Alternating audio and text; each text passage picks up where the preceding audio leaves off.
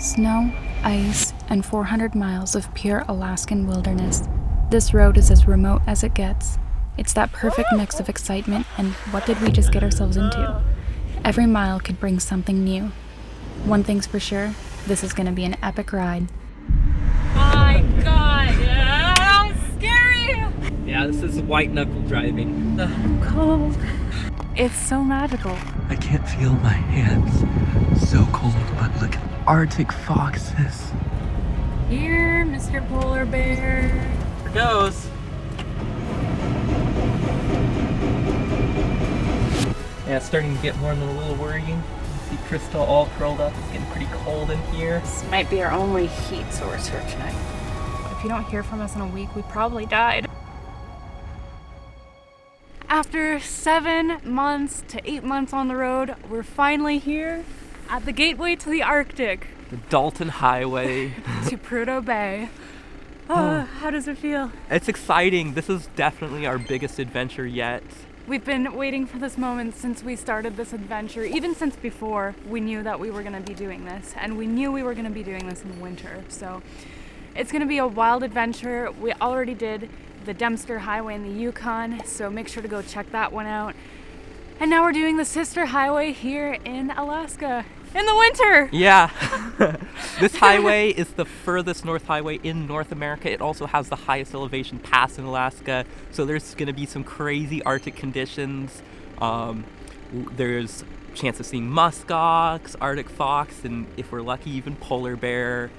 I don't think we'll see any of those, but I really hope we do at least see one of them. Probably not a polar bear, doesn't really seem very likely, but the other two, hopefully. And since we're going out into the absolute middle of nowhere in Alaska, we really hope the van does well and doesn't have any issues, because we're going to be like 500 miles away from really anything. So it's going to be quite remote. There's one gas station between here and the Arctic Ocean, and just a lot of road with truckers. We're really excited to take you along for the adventure, and it looks like we're already heading into a bunch of fog over here, so some of the views might be blocked out a little bit, but we're ready to go. Yeah, hopefully we stay on the road. It is literally pure ice. We all the way already between saw here and the 3 Arctic. people in the ditch on the way here just to the Dalton sign. About 2 hours from Fairbanks here. The first 2 hours, it's paved, and the gravel starts here. So this is really where the adventure begins. Ready to go? Yep, before I freeze to death. And we're going north, and he says that. Yeah.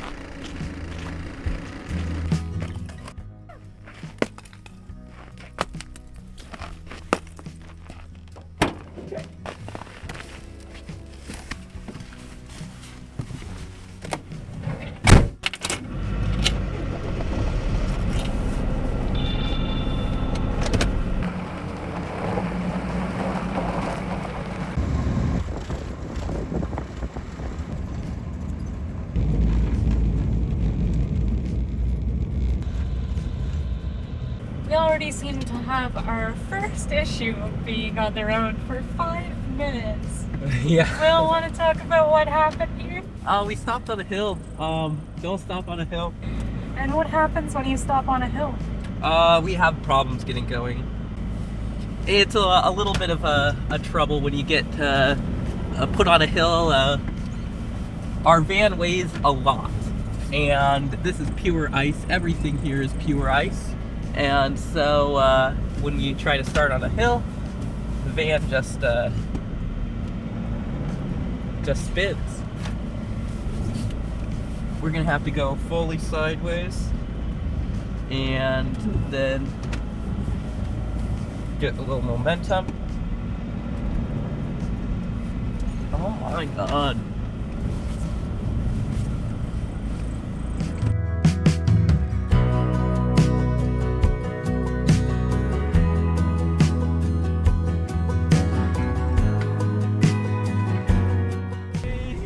Yay! We did it! We thought we were gonna have to go back down the hill and then get a good running start to get up this hill. Not even 10 minutes into this adventure and it's already been a wild ride. Trees look so cool here. You can see they're just covered in ice from the ice fog. Just so pretty.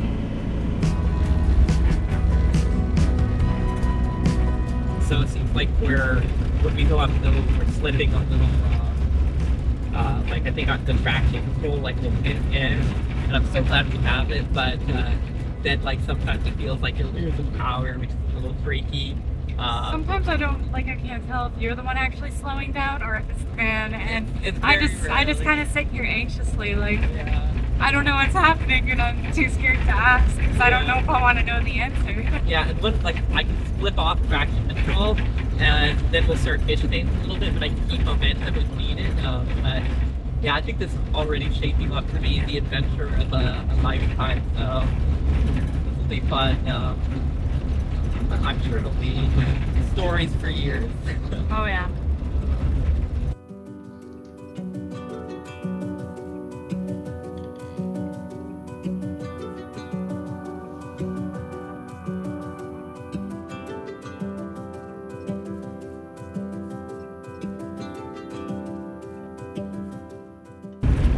I couldn't imagine how much it would suck to break down on this road. Yeah.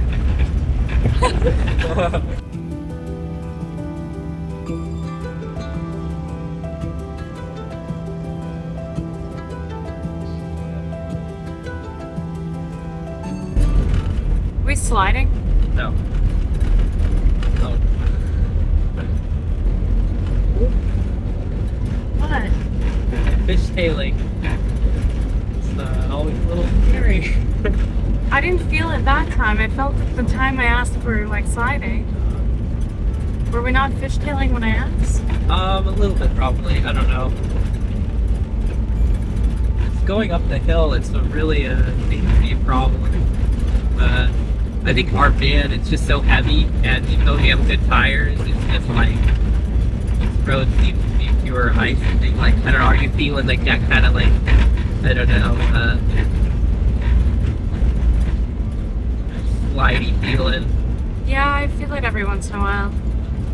Got another hill. More fishtailing. Yay! Love that feeling of fishtailing. This is a nice section of the road. It's a lot more smooth than what we've been getting. Yeah. Maybe. I just find it really washboard and really icy, and it just makes it so loud in here. Yeah. I feel like I could barely hear you talking. I could barely hear the music. To Yeah. hear it, we have to have it blasted. Yeah. And I feel like I have to yell at you. When I came up here last time, it was 15 days later than this, and yet it was like a different, like everything was white. I This feel like road it'd was be more white, and it was smooth. it was smooth. It was like driving in dust too. Like every time the truckers passed you, it was like big, like couldn't see anything. Whereas this time the truckers, when they pass you, don't see any like low snow or anything. So I don't know. We'll see what it's like more north, but I don't remember it being all bumpy like this.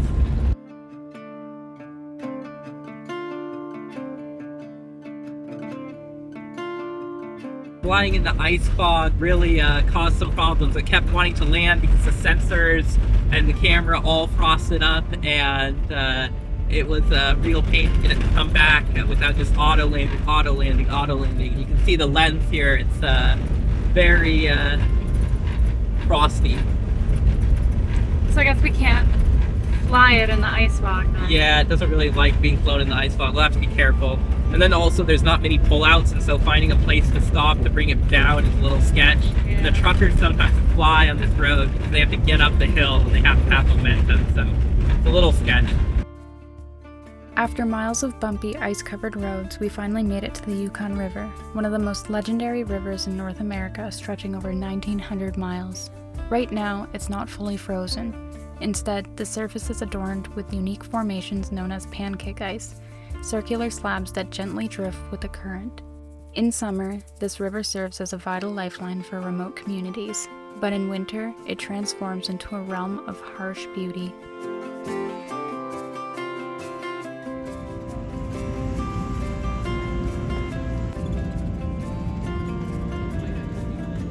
We just crossed the Yukon River and now we're at Yukon River Camp. There's food lodging, fuel, and gifts here. So we're gonna go in and check it out. Hopefully it's open. The open sign isn't on, but I've been here in the winter and it was open in the past. Yeah, wish us luck. It looks like there's some lights on in there, but can't really tell. So we'll see.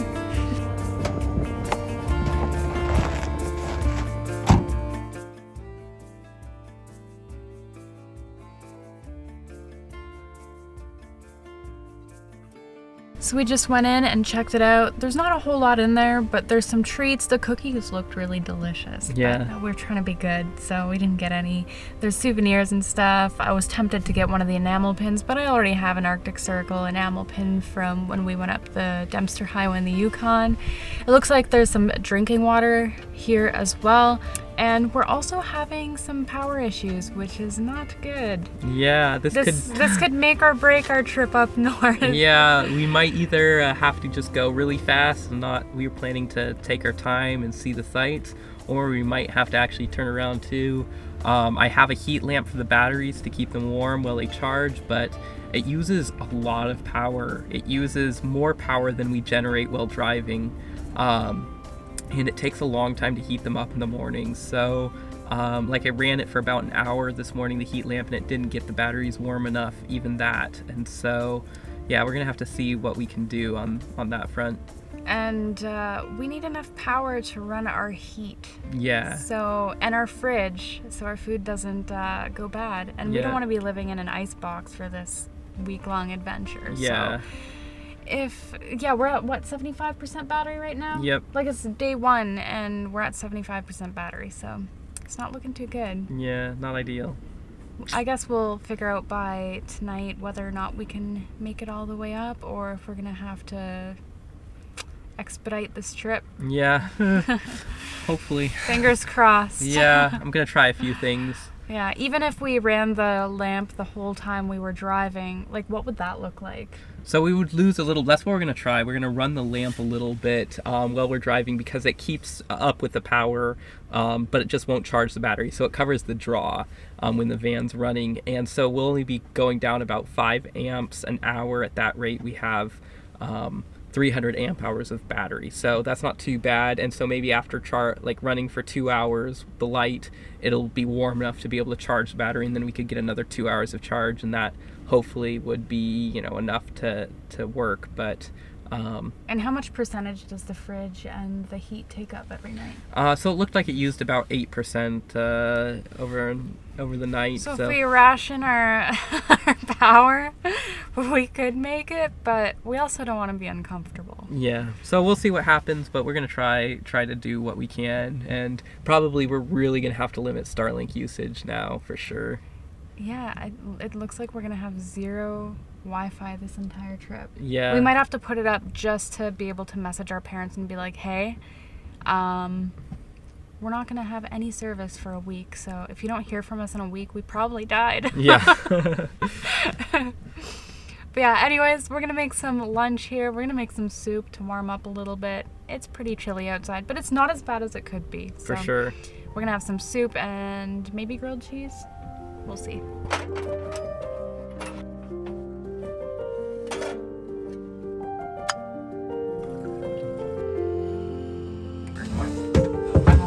Are you good? Yep. I've been really bad.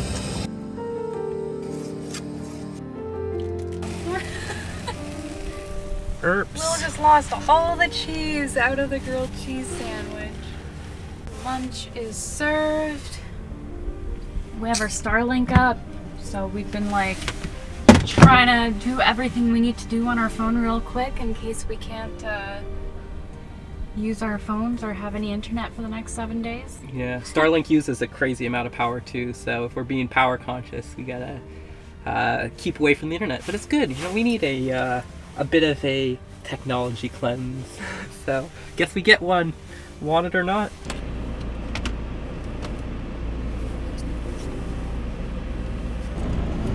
Well, we're back on the road. We're gonna drive a couple hours and see where that takes us. And hopefully our battery's charging. Yeah, right now I have a timer set for 1 hour, and in an hour I'm going to see if I can turn off the lamp and it will still charge. It's going to cost us 5 amp hours, but if they've warmed up enough to charge, like I insulated everything around them as good as I could right now, and it's like, if we can get them warmed up to charge, then we can drive another couple hours tonight. We should be back up to a good amount of charge, but if not, we're going to have to adjust our plans majorly.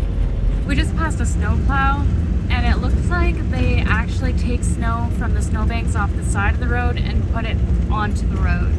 Yeah, it's really strange. But I think maybe that's to counteract the washboard and all the ice, because the snow is a lot less slick than the ice that's underneath. Yeah, we could see the road in front of us is like, you could see the color of the gravel under the snow. But as the snowplow was coming towards us, just behind it was the road was just completely white. So it seems to work.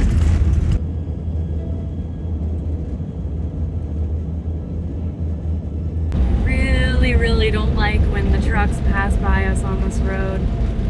Yeah, they really cruise. Oh yeah, they have to cruise to get up the next hill. So like they're going down and they don't slow down going down that much so that they can get up the next hill. And this road's just pure ice right now. There's a bit of snow on it here and there, but It's more ice than it's snow. more ice than snow at this point. And we're fishtailing every now and then, not like a whole lot, but every once in a while you kind of feel it go like just a little bit. And sometimes we're at the bottom of a hill and a trucker is coming down. We're coming down one side and they're coming down the other side of the hill, and it's just, we're meeting at the bottom, and sometimes it's a turn at the bottom, so it's always a little sketchy. Yeah. Wondering if one of us is going to lose control and not good things happen.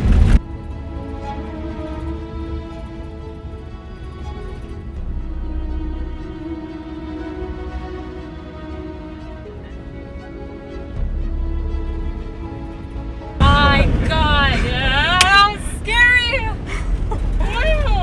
And another truck. That was really scary. So we started fishing. Okay. We were going down a hill and a truck was coming down the hill from the other side, so we're meeting in the dip in the middle, and We fishtailed pretty good. We went up like 45 degrees. We didn't fishtail yet. We passed that truck and we started coming up the hill, and another truck was coming, and then we started fishtailing as we were getting close to it, and that could have been very disastrous. Yeah, he flashed lights at us. Got our heart rate going up for sure. That was scary. Yeah, we were able to correct, really good and stuff, but these trucks, the road's pretty narrow, and especially when you're going up the hill, I can't slow down too much or I'll have to reverse down the hill, so it's a little balancing act for sure. Well, I checked the weather forecast and the radar for coming up here, and it all looked pretty good, but I honestly don't think the weather forecasts up here are quite as accurate as other places. There's just no one up there, so I think they really don't have the infrastructure to be accurate on those. And one thing that's kind of making me a little nervous here is there's some pretty ominous clouds. They look very wind-whipped, and, well, it's supposed to be really great weather. I don't know. I hope we don't get caught in something crazy. Driving the Dalton is no joke. One second, everything feels fine. The next, you're fishtailing on sheer ice with a massive truck heading straight for you.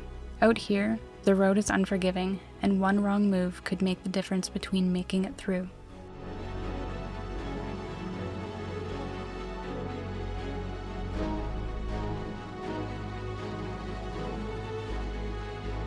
Well, we have some good news.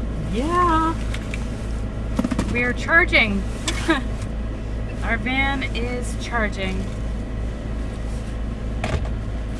So we at least can get it warm enough to charge after a while with the heat lamp on, and my insulation seems to have done the trick for the most part. I'm hunting for this. I found it. But that's a really big win. I was worried about that, and this just opens up, makes sure that we're gonna be okay. At least with power wise. We'll still have to be conservative with power because it takes a while to get it warm enough back there to charge, so we can't just like get anything out of every little bit of driving we do. But when we need power, if we're going to be driving for like an hour or two, we can probably start to get the actual charge. I think we're still gonna adjust our plans here going up. Yeah. I think we're gonna power through and get as far up as we can every day instead of just kind of moseying on and just taking our time. And then on our way back down, we're gonna hang out in the mountains instead of the other way, just The so other we way make around. sure we make it, and you know, if something comes up, you know, we've actually made it, and then we can kind of like work our way back, and we don't end up running out of power or something, Yeah. and then and not being actually able- making it. Yeah, exactly. it'd be a big disappointment. The road winds through an endless expanse of forest, the trees standing resilient against the cold. They're not towering giants, but they've adapted to survive one of the harshest climates on Earth. This is the taiga, a vast biome stretching from Alaska through Canada and all the way into Russia. Even the trees have adapted, coating their needles in wax to minimize water loss and withstand the brutal cold. It's a quiet, rugged landscape, and as we venture deeper, it feels like the rest of the world is fading away behind us. Well, we stopped here at Finger Mountain. It's a really cool place to come in the summer. We were gonna try to put the drone up, but it just got really windy all of a sudden. It's got to be at least 40-mile-per-hour winds to get the drone to not be able to fly like this. Yeah, it's just crazy, crazy windy.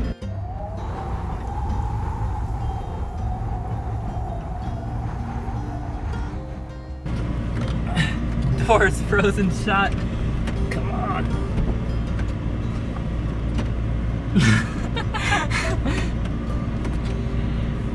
You just had it open. Ah, There we go. got it.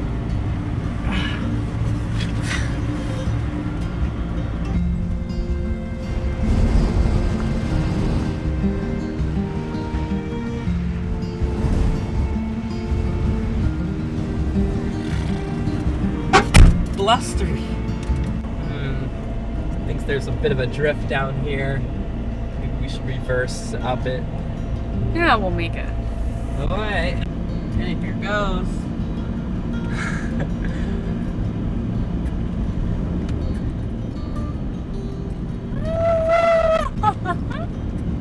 Told you we'd make it. That was really good. That was fun. Easy peasy. Lemon squeezy. We made it to the Arctic Circle. Most people turn around here, but not us. We're gonna keep going.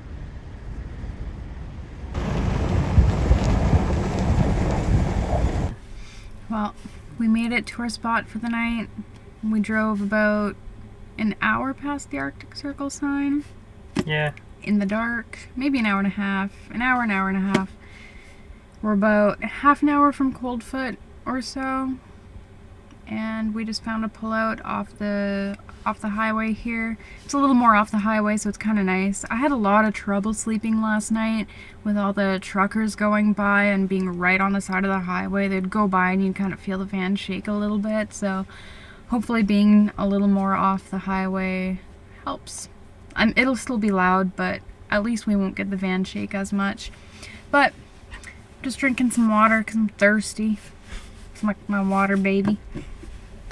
And we're gonna make some dinner, and we're both pretty wiped, pretty tired from just driving all day. And with the sun not being up for very long, you get tired when it gets dark. So we're gonna make a smoothie because we're lazy butts. Oh, I have service. Actually? No. Oh. Got me excited. Mercy. See pourquoi? What does that mean? I don't know. It's just something you say after mercy. Uh-huh. You mean s'il vous plaît? No, see pourquoi. Like merci pourquoi. I don't know. Merci beaucoup. Something like that. Merci beaucoup. And this is why you don't van life with Quebec. He knows French. I could get away with that with anyone else. Sleep o'clock.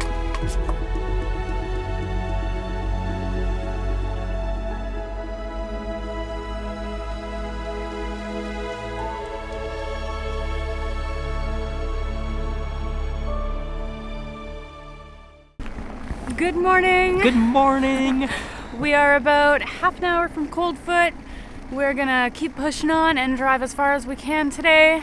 We'll probably make it to around the North Slope, hopefully. And maybe there'll be some good aurora tonight, just like last night. Yeah, got some beautiful stuff with the time lapse we put out, and we stayed toasty warm in our van, so we didn't even have to get cold for it. But we're now in the mountains, and so it's really pretty. The whole drive today it's gonna be gorgeous. So yeah, you're gonna get to see it. Ready to go? Yep, let's go.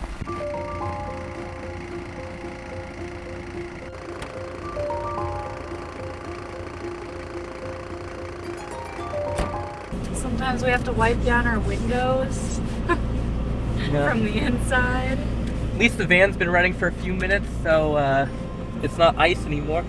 It actually stays really cold up here because we have a little divider, and that keeps a lot of the warmth in the back, but it does make it so it's a bit nippy up here.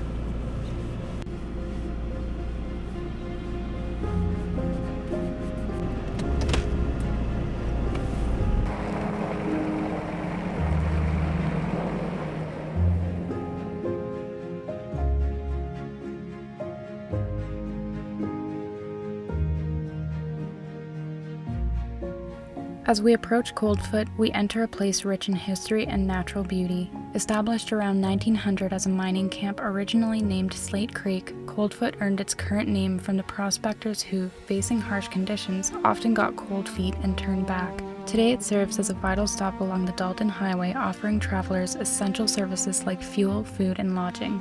Beyond Coldfoot, the landscape transforms dramatically as the majestic peaks of the Brooks Range begin to envelop us. Hi, time to go broke.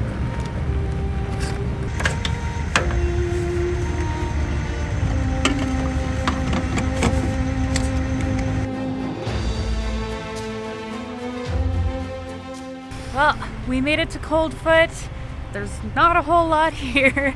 We got very spendy gas, and we got to see a cool sun pillar coming over the mountain. Yeah. There's a post office here too, so if you need to send out any letters, Postcards? I mean, this is a pretty cool place to send from. But yeah, it's a pretty small little town. Krista has service though. Yeah, I have service. I've had service for like the last 20 minutes. I don't, so I'm not lucky, but man, I just did not expect that.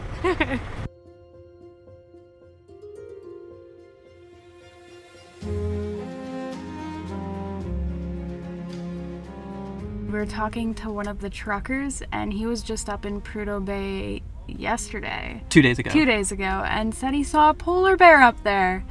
Showed us photos. It's really cool. It seems like both times we've driven up to the Arctic, like up the Dempster, up the Dalton, it seems like we miss a polar bear, which is kind of a rare sighting in either Prudhoe Bay or Tuktoyaktuk. And somehow we've seemed to have missed polar bears twice in a row in each of those places just by a few days. Hey, but maybe we'll get lucky this time. Yeah, maybe. Keeping our fingers crossed. We're debating if we want to find a way to be able to stay up in Prudhoe Bay for a couple of days just to wait and see if we can spot a polar bear. But yeah, I guess we'll see once we get up there what the situation is like. Yeah, but maybe we'll get lucky. Hoping.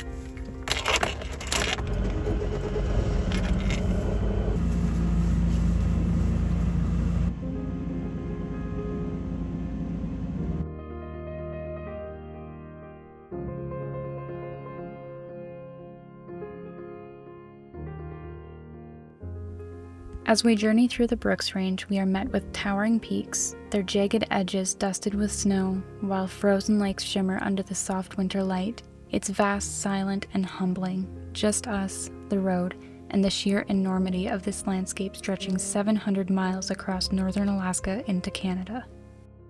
This is one of the coldest places in the US, with winter temperatures plunging below minus 60 degrees Fahrenheit. And yet, it's home to some of the toughest wildlife on Earth. Doll sheep scale near vertical cliffs, and Arctic ground squirrels survive by dropping their body temperature below freezing. When summer arrives, this landscape transforms. Lush valleys awaken, wildlife roams freely, and the sun barely sets. If it weren't for the bitter cold, we'd stay here much longer. But for now, we keep moving, taking in the wild beauty of every mile.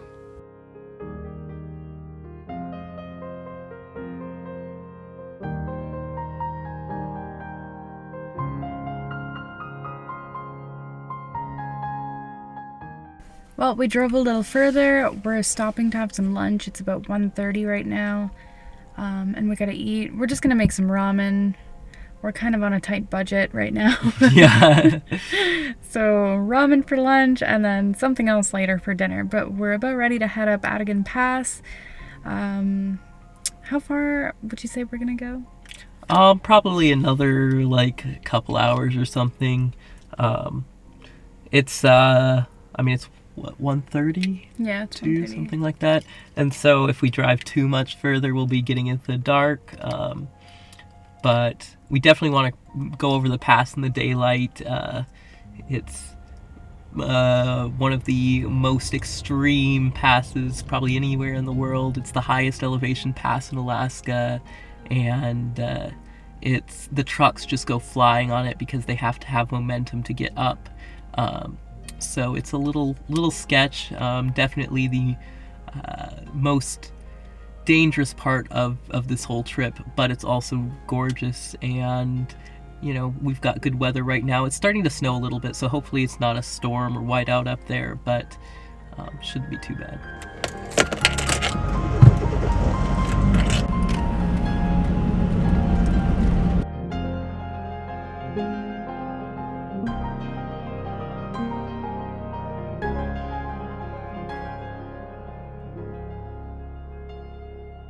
They seem to have put some sort of gravel or something on the road to help with traction. We're starting to make our way up the pass.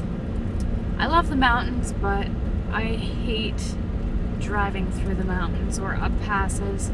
Anything that gets really sketchy where, if something happens to your vehicle and you just roll down to your death, it stresses me out. Gives me like the worst anxiety ever. Or if you look out your window and all you see is a big drop off beside you, especially with this guy driving, very scary.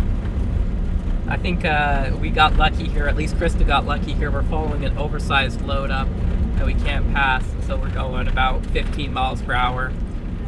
But it seems like they've put some sort of grip thing on the highway, because we would have normally had a little bit of a problem, or fishtailed a little bit right there, Yeah. but we haven't been fishtailing that much going up the pass here. And this is just the first hill. The real pass is much more intense, so Yeah. we've still got a lot more, but this has been a good little way to ease into it. Yeah.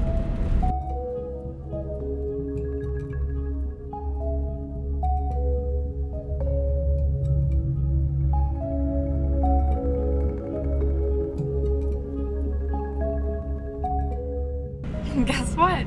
I have service here. Oh my, no way. Actually? Yeah. Wow. I would never have guessed. Wild. Everything's just white up here right now. It's like another world. Yeah. It's so beautiful.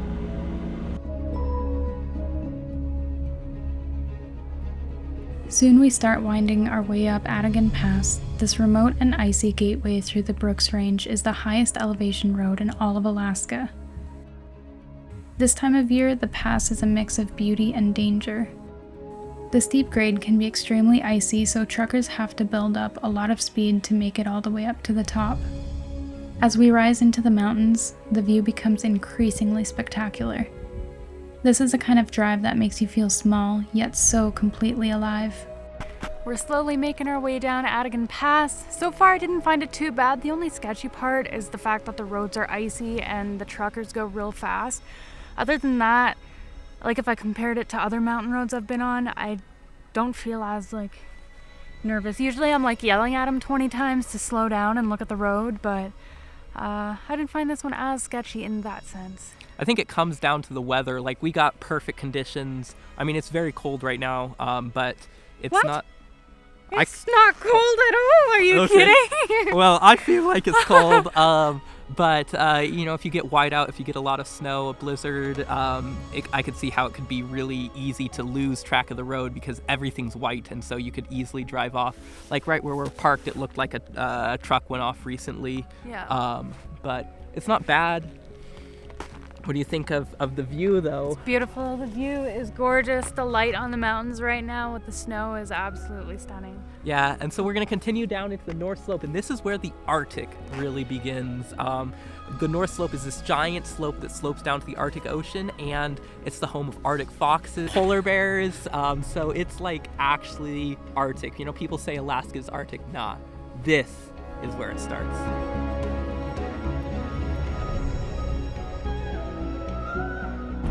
Now it's time for the sketchy part, the down.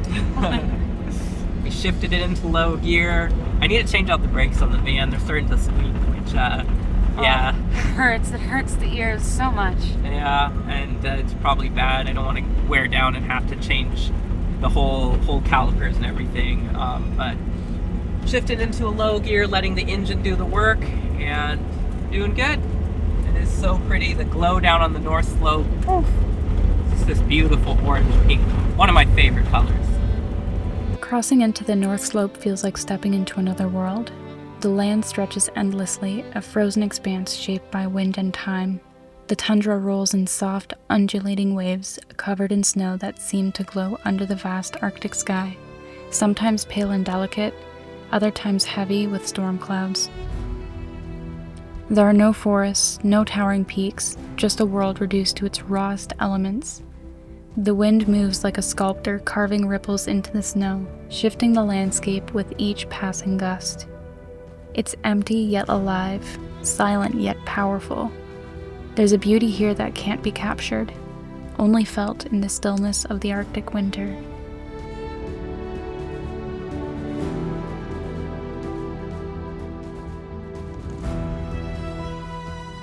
We found our spot for the night. We're just pulled off the highway a little bit, and I'm tired. It's not even that late. It's been a long day of... Yeah, I think that's what's doing it, making us so tired. But yeah, we found our spot for the night. We're gonna make some pasta for dinner, and we just shot some aurora. It's really beautiful. Then after we eat, we're gonna go out and shoot more aurora, and I had this really cool idea to make a little Christmas card. So we're gonna bring out our tiny Christmas tree, put our Santa hats on, and take a photo. That's gonna be great.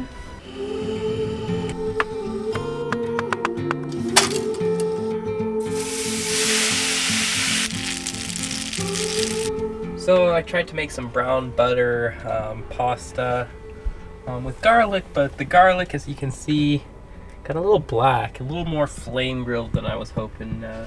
A little black or completely black? Yeah, it wasn't ideal. Chef Willie kind of let us down today. Still tastes good. Oh, I'm glad. Could have been better, but at least it's still edible.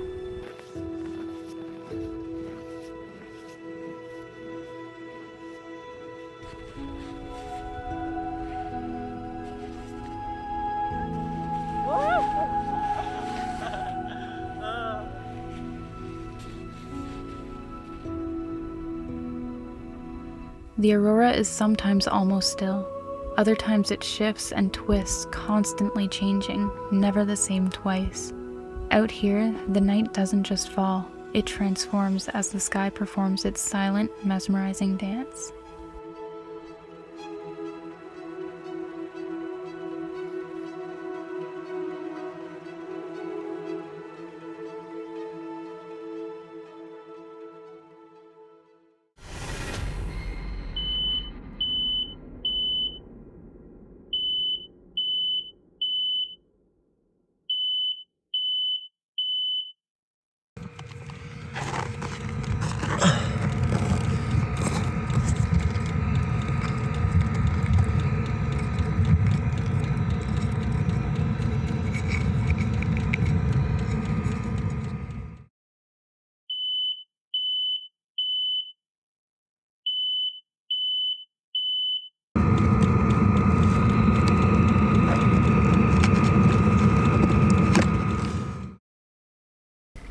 Good morning. Good morning. We had the most awful night last night. Had our first Arctic mishap on the van. Basically, 3 in the morning, the alarm, the CO2 carbon monoxide alarm went off and woke us up, and it was smelling a little stuffy in there. So I had to go out. It was very cold, and I found the diesel heater. Basically, the little thing that keeps anything big from getting sucked in to the diesel heater on the air intake. All these little holes here had frosted up. So I cleared them out and turned on the fan, and 4:30 the alarm goes off again. And so basically I go and I took this whole thing off, and we were able to sleep the rest of the night. But when you're up in cold like this, it really does throw in some monkey wrenches sometimes. Yeah. But so beautiful. It is beautiful. What do you think of the Arctic? It's cold. Yeah. It's really pretty. Other than our issues last night, everything else is pretty amazing. The aurora last night was absolutely beautiful. I've never seen it that bright in my entire life. And it was just green and red and so bright. And you could just see it like moving. But this morning, it's just white and pink and pastel, and it's so magical. Absolutely magical. I've never seen anything like this in my entire life. It's magic. And it gets so cold up here, and I think the ice fog just makes it that much colder. Oh, it's freezing. Beautiful place, but cold.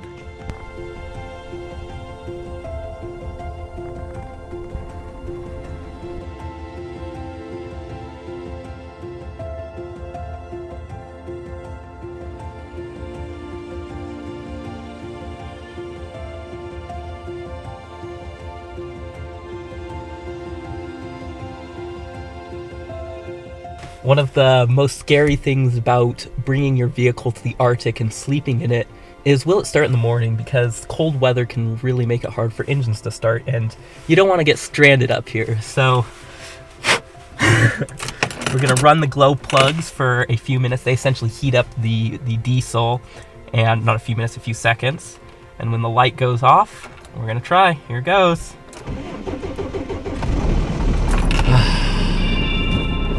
It's a good sound.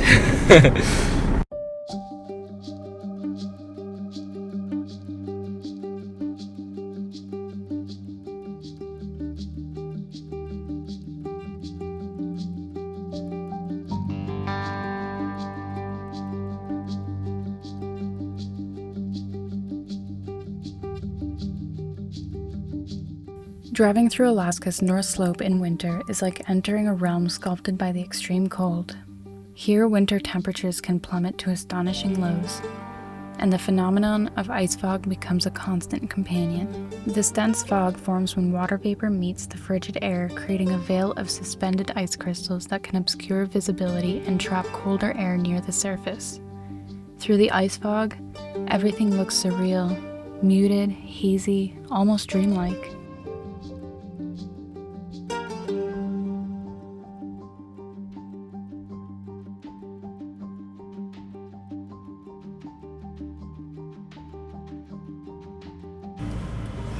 Wait.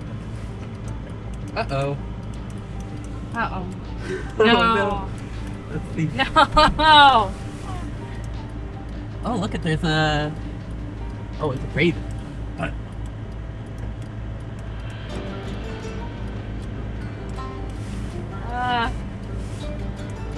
And this is why we don't roll our windows down if there's a polar bear running at us.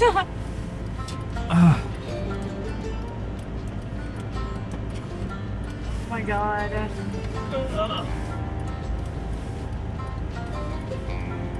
Erps. Why don't you go outside and... Oh, wait, you got it closed. Yeah.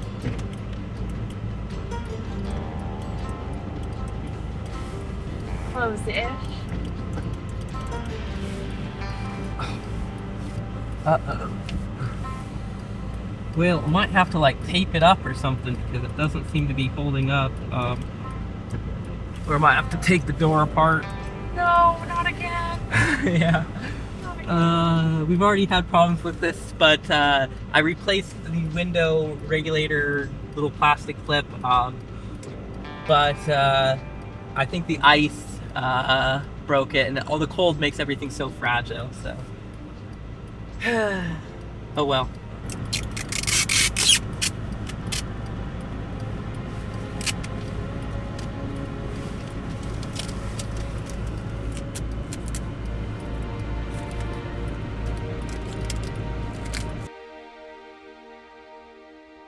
In this far northern latitude, the sun hovers just above the horizon during the winter months, casting an extended glow that seems to stretch endlessly.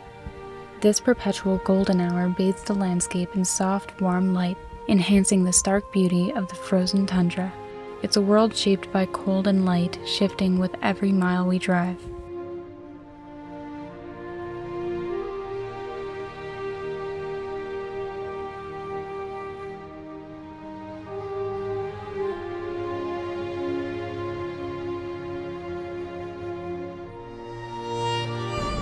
We're just driving along this pure ice road. It's so smooth because it's so icy.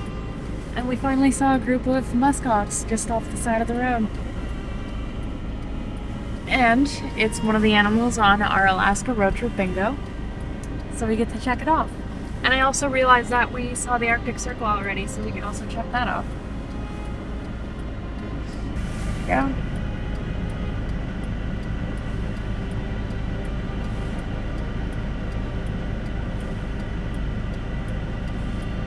If you want to play an Alaska road trip bingo, you can download it off my website. The link is in the description down below. Musk oxen are built for the Arctic's harshest conditions. Their thick, shaggy coats trap heat so well that even in brutal winter winds, they barely lose any body warmth. These prehistoric-looking animals have roamed the tundra for thousands of years, surviving even ice ages.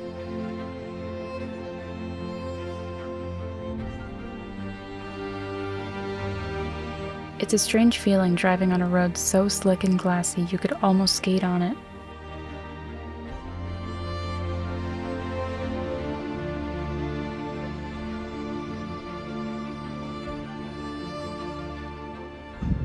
I can't feel my hands. So cold, but look at the Arctic foxes. Arctic foxes aren't just adorable, they're incredibly resilient. Their thick fur keeps them warm in winter temperatures colder than 50 below. In summer, their fur is brown or gray to blend with the tundra. In winter, their coats are snow white and their thick tails double as cozy blankets, wrapping around them for warmth. Arctic foxes are tiny explorers, capable of traveling thousands of miles in search of food. In 2018, one fox set a record by trekking over 2,700 miles from Norway to Canada in just a few months, crossing sea ice, glaciers, and frozen tundra in one of the most extreme journeys ever recorded. How are you feeling, Krista? I'm cold. My toes are gonna fall off. I might be able to donate a toe to the Sour Toe Joe in the Yukon. How are you feeling about the foxes, though? About 10 minutes before we saw them, we were just talking about how we weren't even expecting to see muskox, and we're like, we won't see Arctic fox. We hope to, but it's not gonna happen. 10 minutes later, there's 3 of them, 3 little cuties, feasting on a caribou, some roadkill. There's also a couple of red foxes out there, and there's like a pure black one, but he's too far to get anything.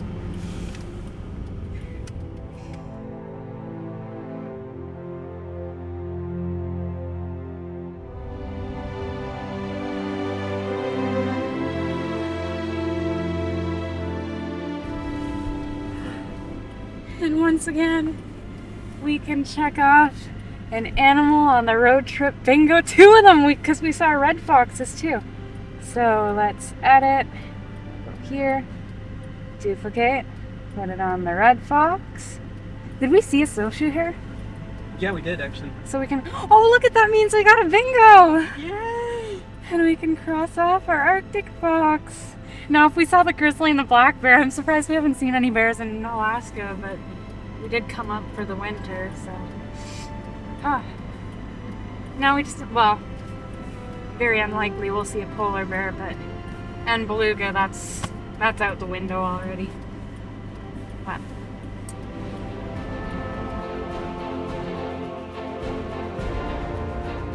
The road is just pure ice right now, and the wind picked up a bit, and it's kind of like blowing us around. I can feel us like fishtailing every now and then. We're going real slow. It's always sketchy when a truck comes by. Yeah, this is white knuckle driving. Like, I thought the pass was going to be the difficult part, but this is really scary. I'm glad the pass isn't pure ice. Yeah, that would be terrifying. Yeah, thankfully we're only about 20 miles from Dead Horse now, so we'll make it. We're just gonna go slow, and yeah.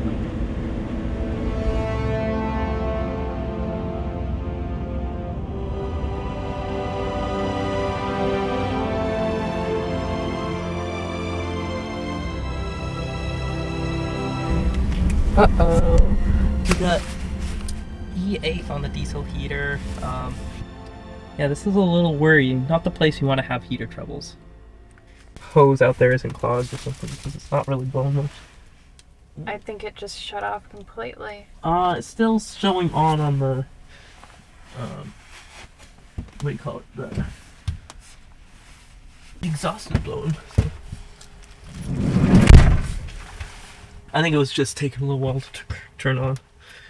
Well, we made it to Prudhoe Bay, Dead Horse, Alaska.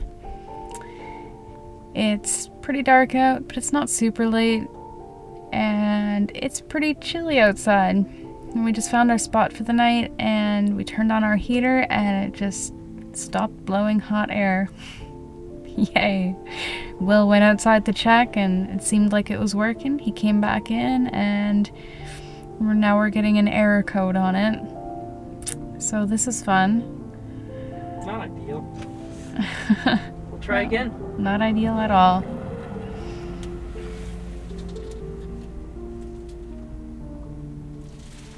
I really don't want to freeze and die in Alaska in Prudhoe Bay. It's not going to be Dead Horse anymore, it's going to be Dead Krista. Nah, we won't let that happen.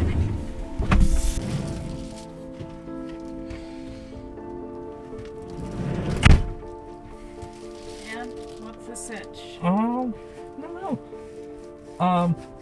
I'm gonna guess it's something to do similar to what we had happen in Denver, where it's like suits clogged up in the heater.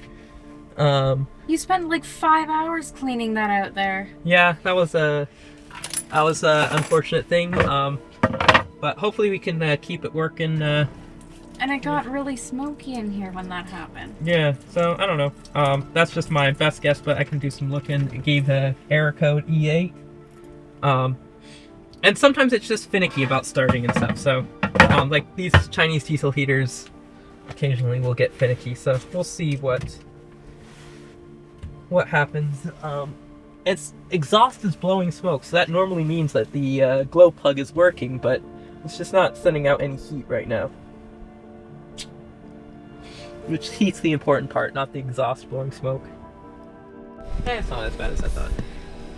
Well, the heater's up and running, so that's good. I can't think of anything worse that could have happened. Well, I guess there's a lot of things worse that could have happened, but you know, being up here in the Arctic, like one of the last things you want is for the heat to just stop working. Especially, we were a little chilly after our whole Arctic fox run in, and we were looking forward to the heat. Yeah, we were pretty frozen when we got back into the van, and the heat in the van, like when the van's running, like the actual what do you call it, the heating, just the van's heating, not our diesel heater, doesn't run very well, so it took us a while to warm up. Like, we were wearing our winter jackets all day today while driving. Yeah, but it's nice and toasty in here now. We'll have a good night. Hopefully tonight we don't get woken up by the alarm 3 times again.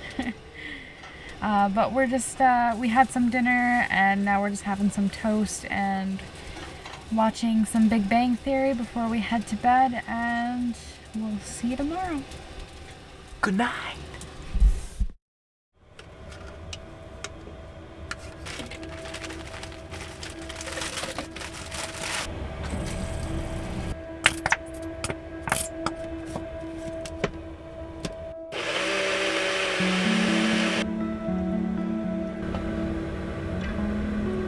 What are you doing?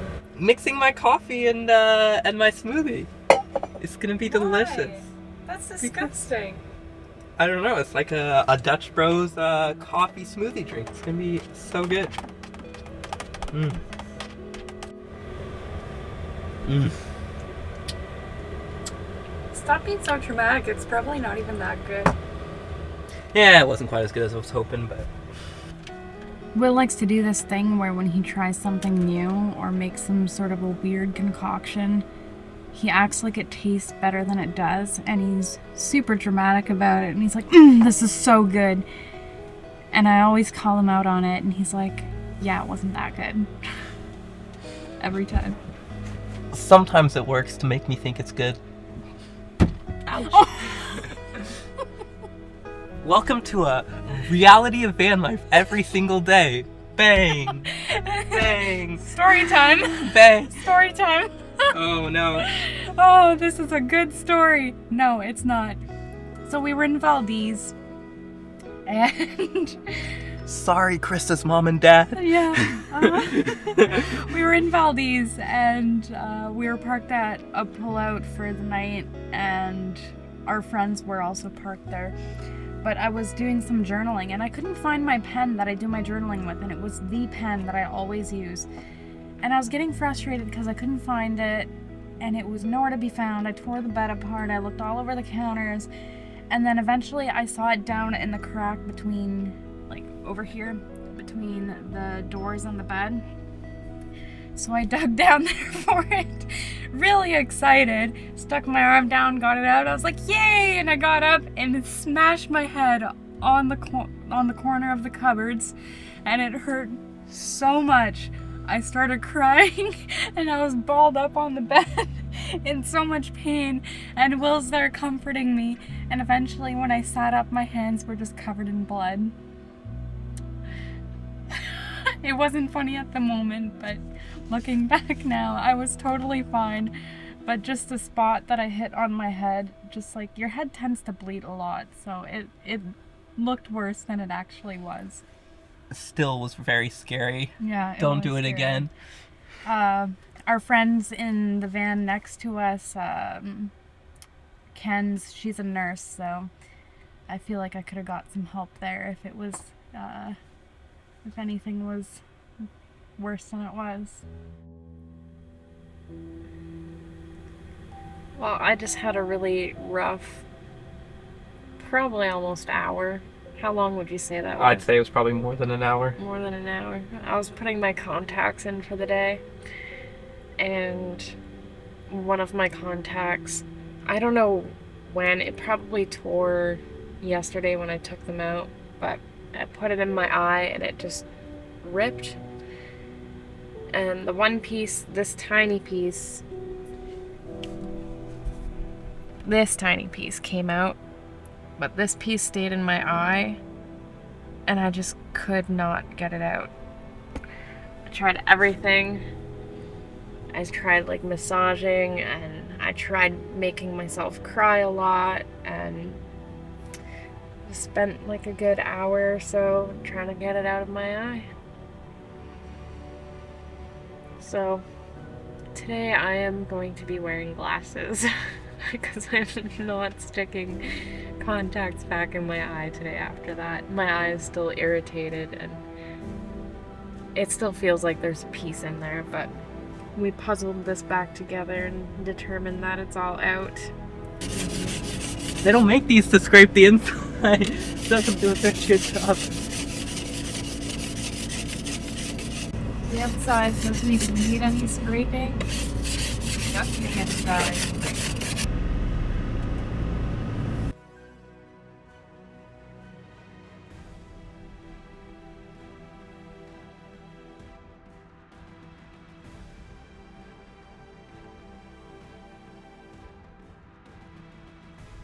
of course, this morning woke up and Will's door's not working. He can't get it open. Both the exterior and interior handle are now broken. So this is our only, like my door here is our only fully working door. The side door is a little iffy. Yeah, off and on. So that's wonderful. But That's what happens when you drive a 20-year-old van to the Arctic. It's not all glitz and glamour van life in the Arctic. There's a reason this isn't a highly trafficked van life destination in the winter. We haven't seen a single other camper or van or anything up here, so. And our power's been a struggle too. If you've watched our previous videos, you probably know that already, how we've been struggling with the power situation. And just keeping the not batteries warm charging. enough to charge. It's like, it's so cold that they don't stay warm enough, and so that's been a pain. But, oh well, we made it up here, and I'm really happy we made it up here. I'm happy with all the experiences we got to have. I have some funny stories, like we're laying on the side of the road taking pictures of the Arctic foxes, and a trucker slowed down and kind of like, he was like concerned about us. And I thought about it later. I gave him a thumbs up so he could go, and I thought about it later. I'm like, geez, he just saw like an animal carcass on the side of the road and 2 people laying in the ditch. That must have looked so concerning to him. Yeah. But we were good, and yeah, it's nice that there's a lot of truckers up this way. They always like seem to check in and make sure you're good. If you're like parked off the side of the road, everyone's always checking in to make sure you're good. So if you ever do come up here in the winter, there is a lot of truck traffic, and you will be okay. But it's not a walk in the park, not your easy relax on the beach kind of vacation for sure. Yeah, but today we got a little bit of work to do. I need to get a YouTube video up, and then we're gonna get some coffee here. I want a London Fog. It's the only coffee shop here. And then we're gonna slowly probably start making our way back down. We're gonna show you around the little town here first, show you what life is like in the winter, just 3 miles from the Arctic Ocean here. This is the northernmost road accessible town in all of North America, so yeah, and you can actually take a bus up to the Arctic Ocean here in the summer. It runs from May to like September probably. Yeah. But in the winter, there's no way to get up there. You're not allowed to like hike up, even though it's only like 3 miles away. Yeah, the oil fields have it all restricted and have security and stuff. Also, like, I don't know if I'd want to walk all that way by myself. With like, polar bears out here. Polar bears looking around. Like, there was a polar bear here like 4 days ago. So. Yeah. And it seems like they're actually not that rare to come a little bit down this way. So, yeah. Yeah. Maybe we'll see one. We're gonna go get some coffee now.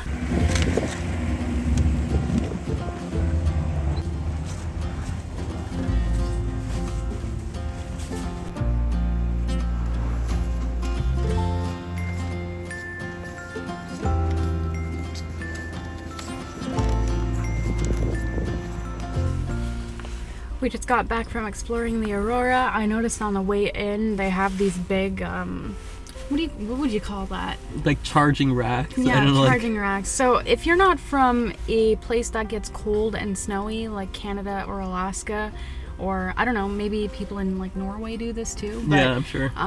We have to charge our vehicles. We have to plug our vehicles in the winter to make sure that our vehicle starts in the morning. Yeah, it has basically a little heater that keeps the engine a nice temperature so it'll start up. Yeah, so they have big charging racks out there with just plugs hanging down for everybody who's up here to charge their vehicles, which is pretty handy. I feel like a lot of parking lots in Canada should have that. Yeah.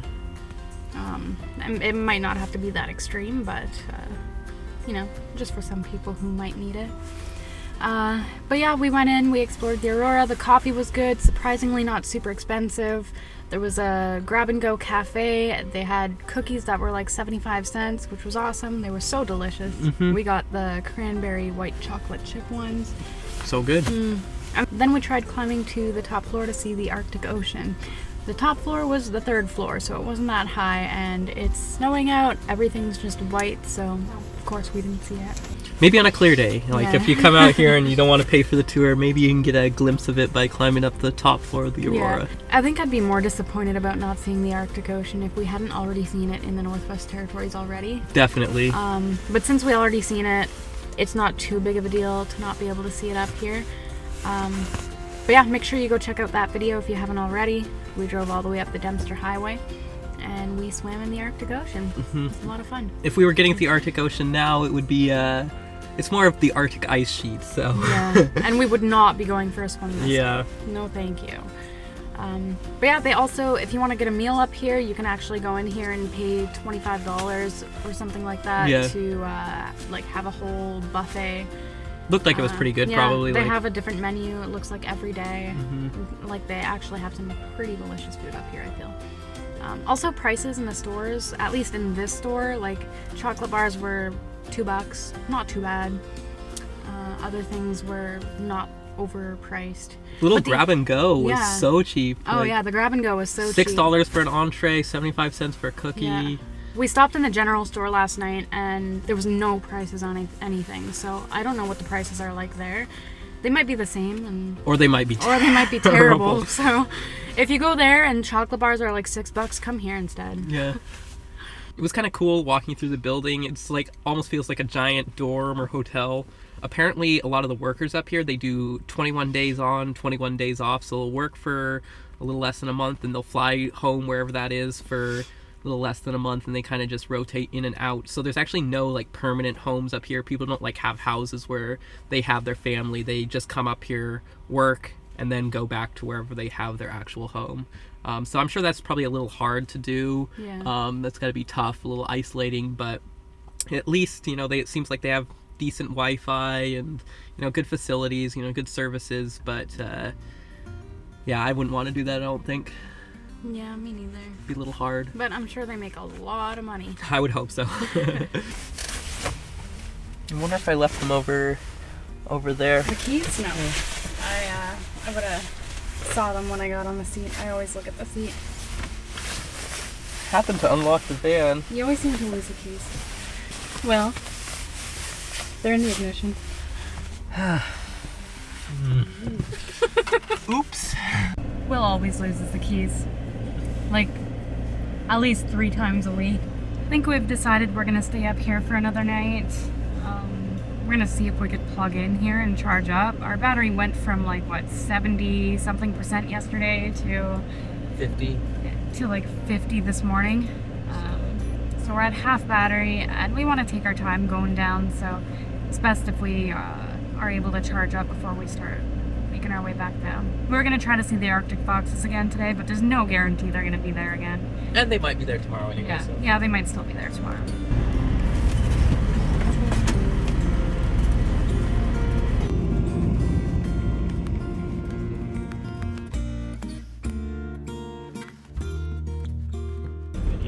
Will just turned down the road to head to the Arctic Ocean. He has hopes that we're going to be able to go, but I really don't think so.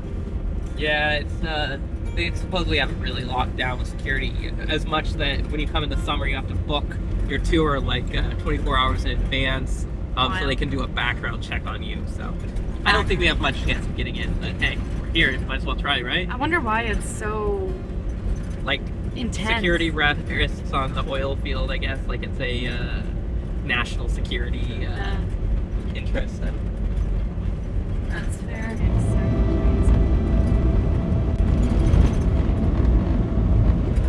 This is where the polar bear was seen by one of the truckers a few days ago. He showed us a photo, it was pretty cool.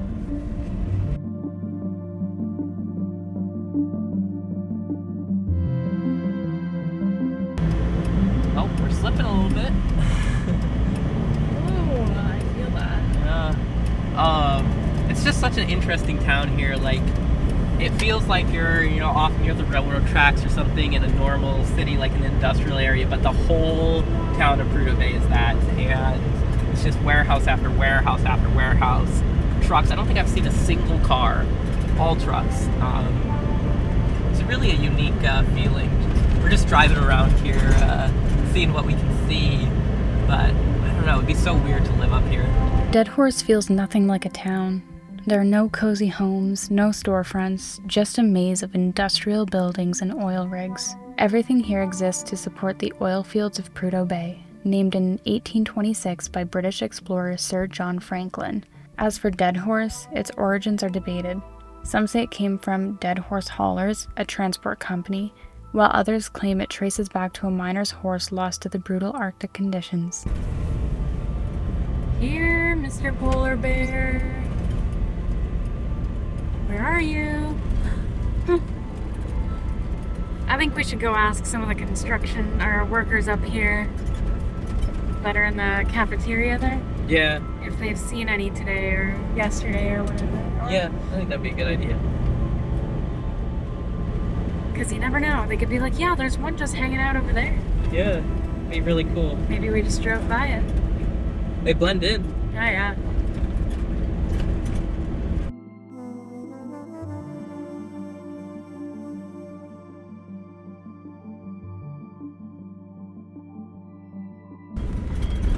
Just looked at the weather for the next day from today until tomorrow, and it's looking like we're gonna get a little bit of a winter storm up here.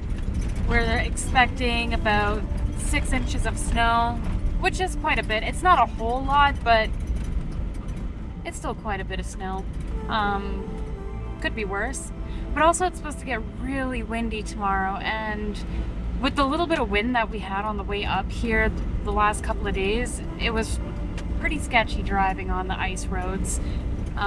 Also, like with visibility, if the wind picks up the Yeah. snow, it can come wide out. And tomorrow the gusts are supposed to get up to over like 40 some kilometers an hour, which is pretty strong. So having those gusts on the pure ice road we drove up here on is a little too sketchy. So we're just gonna take a look at Windy and see if it's better inland or if we should head out today.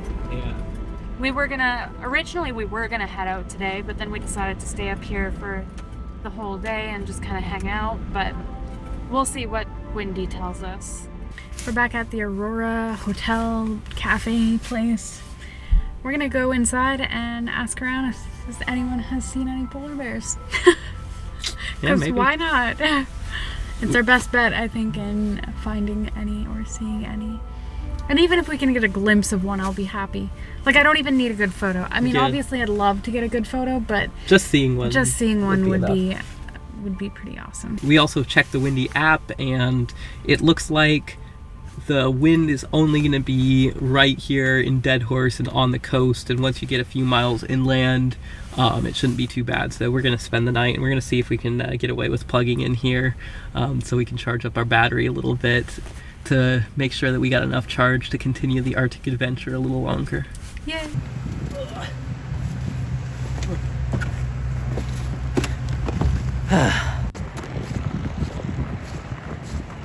We got a little bit of work done today, and we chatted with one of the workers up here about polar bears. He doesn't think it's going to be very likely for us to see one, but that's okay. We weren't expecting to see one anyways. It was really interesting talking to the guy. He said he's worked here for 10 years, and he talked about polar bears and grizzlies. He said there's actually a lot of grizzlies here too, which I found surprising.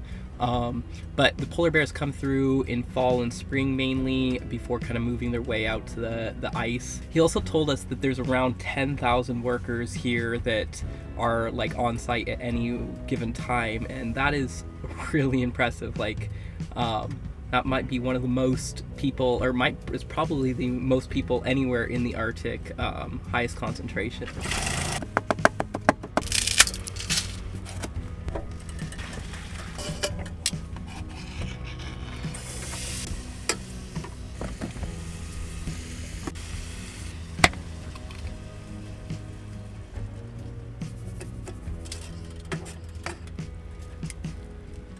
We just made some pasta for dinner, and we're gonna watch some Dreaming Spanish while we eat, and then after that we're gonna have a little mini date night.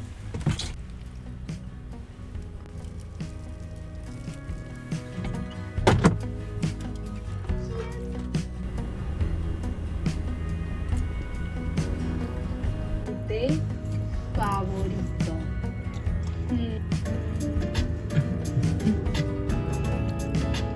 We got E8 on the diesel heater.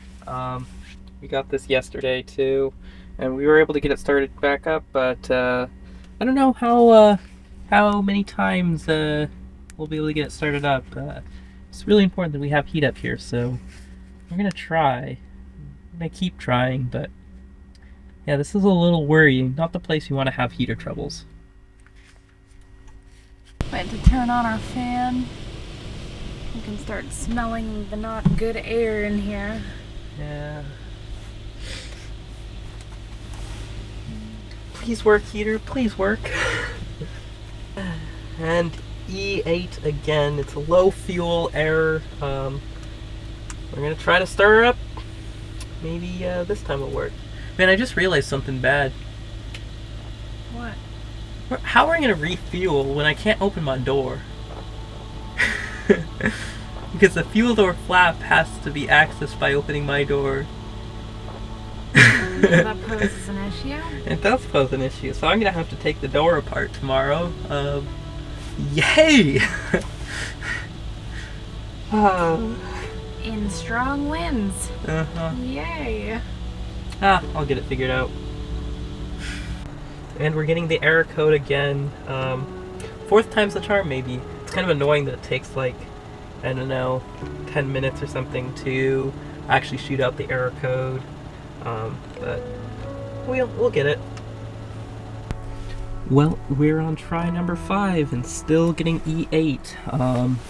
Yeah, it's starting to get more than a little worrying. You can see Crystal all curled up. It's getting pretty cold in here. I'm gonna go outside and see if I can figure anything out outside looking at it, but I think we're just gonna have to keep trying starting it. I don't want to have to take the whole heater apart when it's so cold out. It's very chilly out here. Not the kind of temperature I want to be working on a diesel heater. So hopefully I can get it fixed without having to do anything really out here.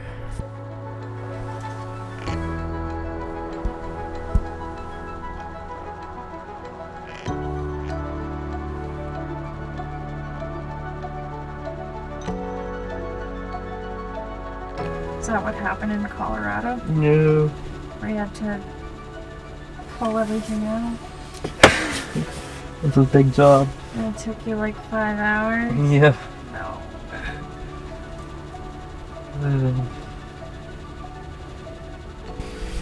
You should probably get into your sleeping bag, bundle up, because I think at this point I gotta start looking at taking it apart. Are you going outside?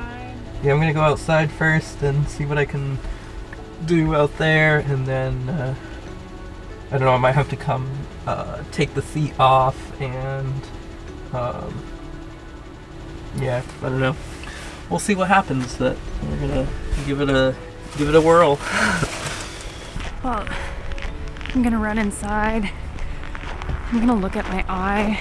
It feels like there's still something in it. It's been bugging me all day, so I'm gonna get a better look and try to cry it out or something.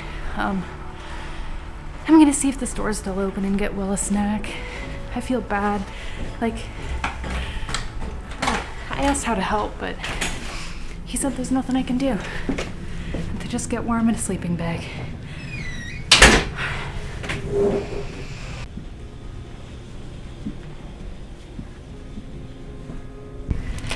Success. Got a couple of snacks. There's a restroom here, but I think I'm gonna go to the private one. I don't want anyone seeing me try to cry to get this out of my eye. It's weird. It's not bugging me as much now, but I think it's still in there. Or my eye's just really irritated.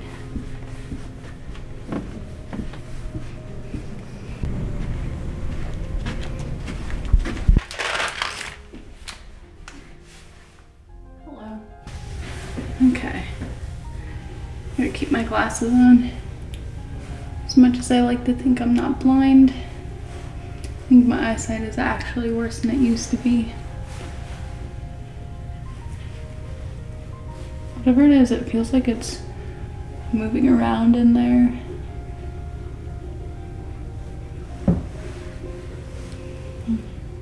I forgot to bring the water jug out. I was gonna fill it up and get some water to boil so that Will can wash up when he gets dirty. Let's have some nice water to warm his hands up. I'm gonna have to start off like slow though. I don't want to make it boiling hot. Yeah, I guess I shouldn't have said boil water. I'm gonna warm up some water for him. Make him a hot chocolate. Okay. Actually, I think it might be gone now. You can see my eye is still pretty red. Oh, I don't see it either, so I feel like whatever it is, it's too small to see.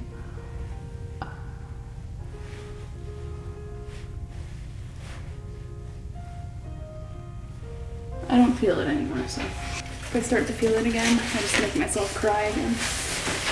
And hopefully, it comes out. I'm gonna go get the water jug and fill it up. All right, let's go.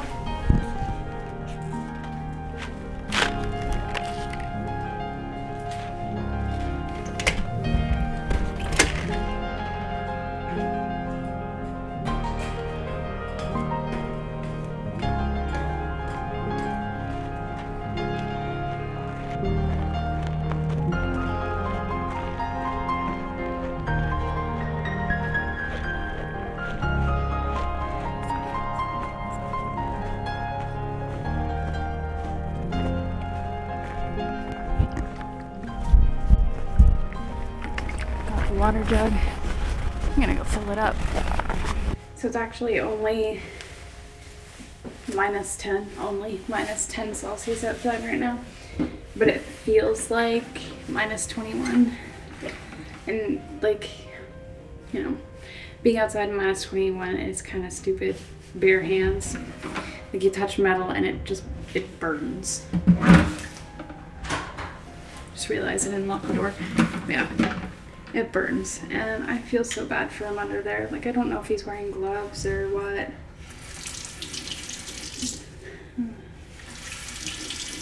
It's a really tough situation to be in. You know, if this happened to us in, like, Arizona, we'd be dying. Or if it was only, like, 5 Celsius out, you know, we'd just bundle up in sleeping bags and we'll be okay. But, I mean, we'll be okay in minus 20 if we can't get it going, but I mean, it's not ideal, and it's still gonna get really cold. We have full winter gear. We have sleeping bags. We have 2 sleeping bags that are good for like minus 15 or so. Plus our big winter coats, winter boots, like snow pants. So it would be fine, realistically, but.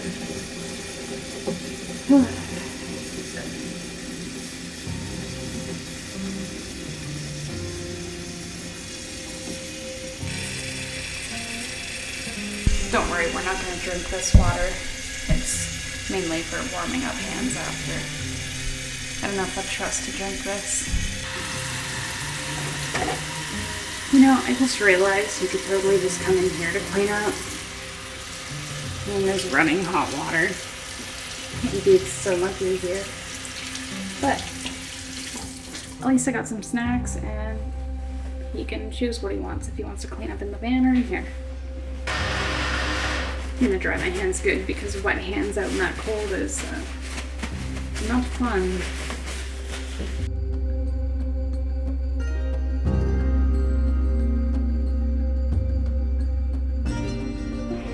Well, the exciting moment of me coming back to the van got corrupt. The audio is kaput. It's gone, not there. Thankfully, we realized it now, so we can talk about what happened while it's still fresh. Yeah, I got back to the van, saw that Will wasn't under there, and I was like, oh! I opened the door, and I was like, did you get it working? And he's like, yep. Literally just a few seconds before, I was calling her to tell her. Whoa, look at the fuzz.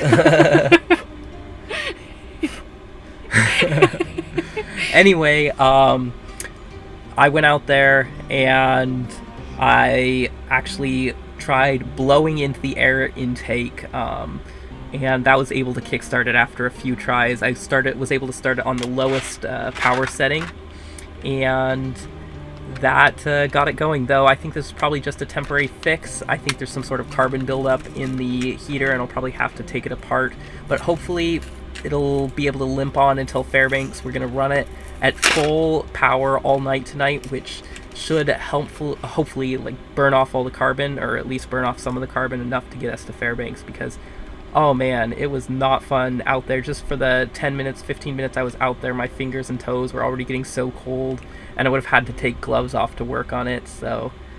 I was thinking about that in the bathroom. I was like walking inside, like just holding things. I'm like, my hands are freezing. Like, that must really suck for you under there. I didn't know if you're wearing gloves or not. Yeah, I would have had to take gloves off to work with the... It's a really tight space, and there's some really small bolts. It's a big job at getting it undone. But that's a job for another day, hopefully down in the sunny south, maybe Fairbanks, maybe even further south. But for now, we've got heat, and I am so thankful. Yay.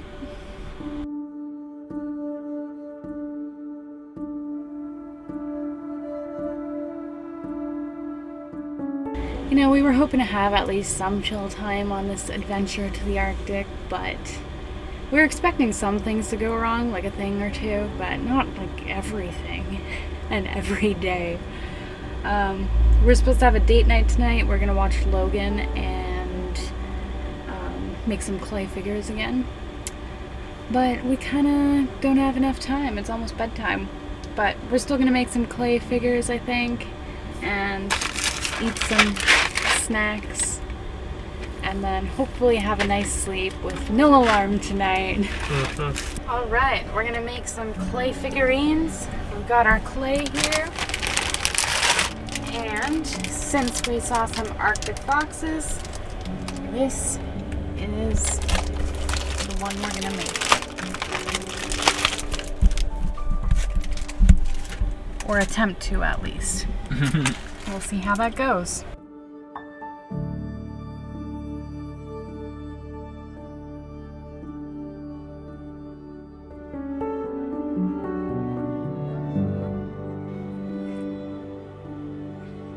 This one's mine.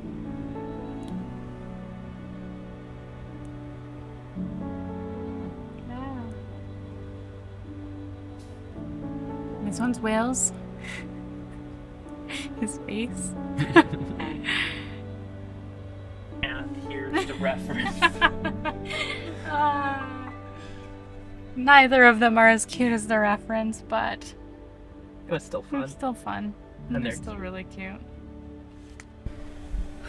Well, today was an eventful day. It's been an eventful last couple of days. But now we're gonna check in for the night. I'm gonna watch some Big Bang Theory and head to bed. I'm tired.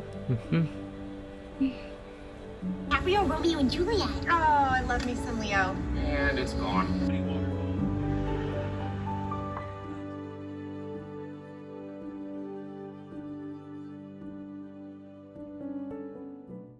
Good morning from Prudhoe Bay, Alaska. We just stealth camped here last night. It started snowing quite a bit today, and we're supposed to get a lot of high winds, and we're gonna start heading south. Today's morning is looking a little different from usual. I just uploaded a video that went live this morning, so I'm just on here trying to complete a few little tasks before I get started with my day.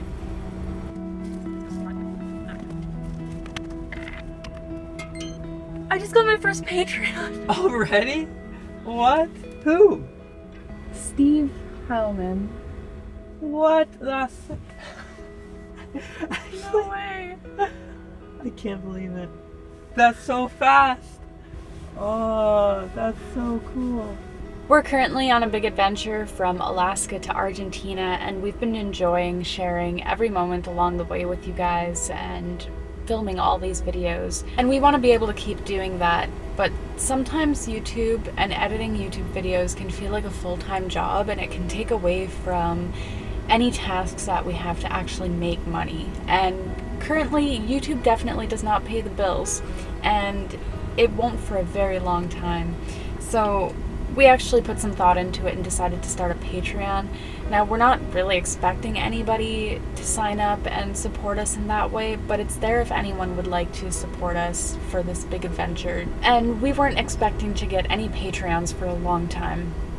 But today, after like 10 minutes of my YouTube video being up and having a pinned comment about Patreon and making a community post about Patreon, I already got 1 paid member. Like, that is so exciting. I wasn't expecting to get anybody for months. So thank you, Steve Heilman, for being our very first Patreon. If you guys would like to support us by keeping fuel in our tanks and fuel in our tummies, then you can do that by supporting us through Patreon. I have several different tier levels, including receiving postcards and a handwritten letter in one of them. And you can also support via Buy Me a Coffee if you prefer to just make a one-time donation. But no pressure. I'm really happy to have all of you here just supporting by watching my videos. Well, we just spent a little bit of our morning getting some work done, getting a few small tasks done, nothing too interesting. But we're gonna go in and use the nice warm restrooms that are accessible to us while we can before we head south and, have to do our business outside in the cold.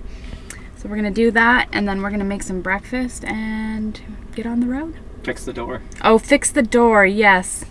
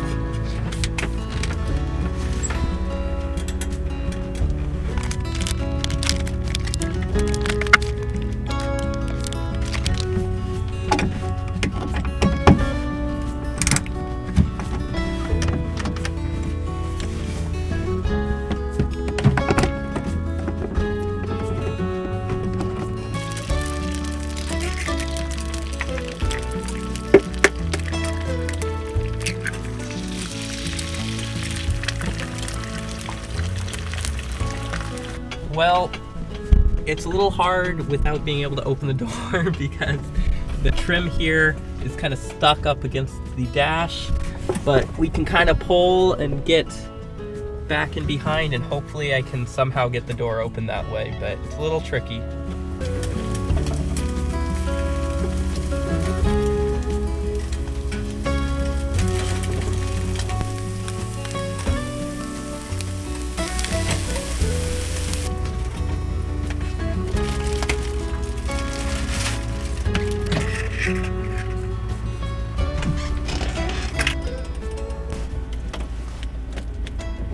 How's it going up here?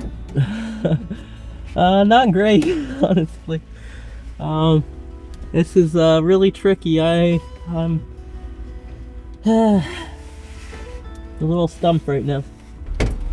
Got it open. Yay! Thank you for making brekkie. Really appreciate it. You. Thank you for working on the door. Yeah, it's going to be a bit of a pain going forward. I think we're going to have to kind of tape the fuel door kind of to the actual door, because I don't think I'm going to be able to fix it because there's actually a piece of plastic that's broken. So I'm going to have to wait until maybe back in Fairbanks I can jerry rig it. And I'm going to leave kind of the door apart in case I really do need to get it open, but it's a real pain to get it open right now. But at least that'll do for now. Yeah. Me and fuel up and keep moving on. Fun stuff. Yeah. Putting on our snow pants for our drive south. There was nothing more stressful than driving up the highway and seeing 3 Arctic fox on the side of the road and feeling like you need to get warm to go outside and worrying about missing out on the foxes. So this time we're going prepared, because the last thing you want to do is have to get warm before going outside and then all the foxes run away.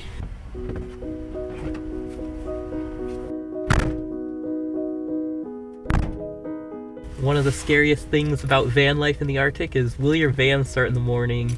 Because engines don't like to start when it's cold out. So we're gonna run the glow plugs here for a second.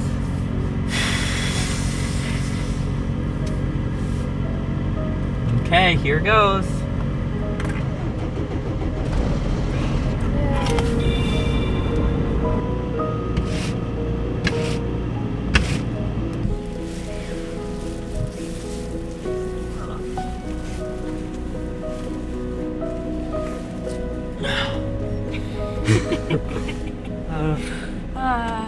Well, we're gonna start making our way back south, but first we're gonna drive around Prudhoe Bay a little bit to see if we can spot any wildlife.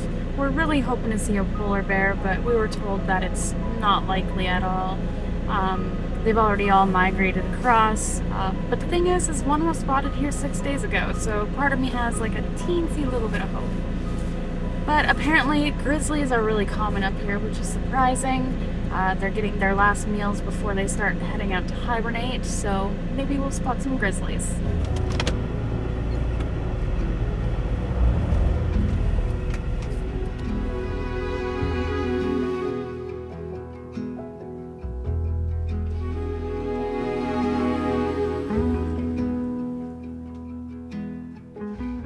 Honestly, even if there was a polar bear out here, really don't think we would be seeing it. Everything is pure white. You can't even see where the ground meets the sky.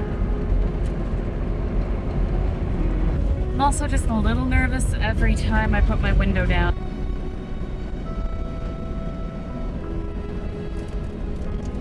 Everything's just so white.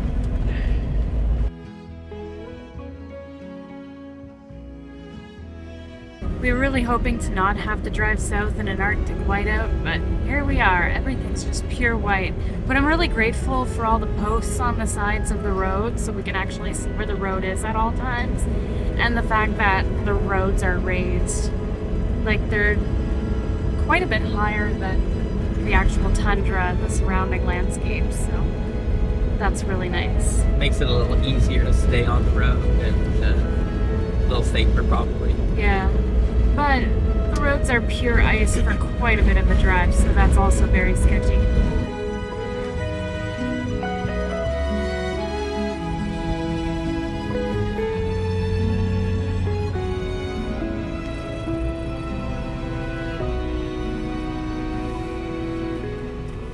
How much is gas? $6.88. For context, it's like 3.30 something down in Fairbanks, so a bit more expensive, but you don't really have much option. I don't know, I think maybe I'm supposed to use that. I flipped that off. I need to, I don't know, this is the try.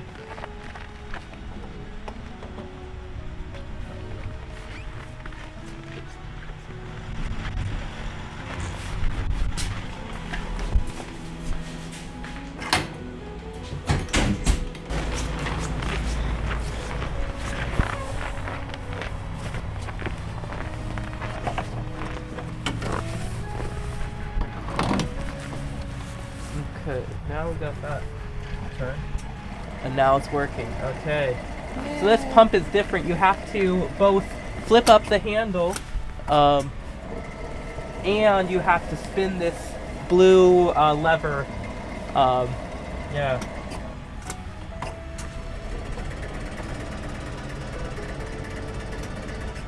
You know, I don't like winter. I've always, well, maybe when I was a kid I liked it, but as I got older, I just never liked winter. It was just too cold. But wow, is it so beautiful up here in the winter. It's just magical. Like, the last few days we've had up here was absolutely stunning. Like, golden hour and blue hour, the aurora, everything's just absolutely stunning. Coming up here in the winter and van lifing in Alaska in the winter is a little bit crazy to me. But the overall experience has been tough, but really rewarding to see how beautiful everything is. And fuel came up to how much? $125, more expensive for 18 gallons. It's officially time to start heading south. This is the furthest north we can go, and from here on out, it's just heading south. Yeah. to the warm weather. Mhm. But it's gonna be a while before we're there. We still have a few weeks left in Alaska, then through the Canadian Rockies, and then we'll be going home to spend time with our families for the month of December and through January, and then we'll be back on the road, likely in Mexico by February. So it's exciting. It's exciting. I guess this is really the official start of our Pan-American adventure. Can't Well, go any further north. I still consider the Dempster. Yeah, the start Dempster, of because it was but- actual Arctic Ocean. Yeah, and now we're like backtracking a little bit, going north again before we go south. But this is it. We're going south from here. It's gonna be fun. Ready to hit the road? Let's do it. Another game of where did Will put the keys? Here on Krista's compass.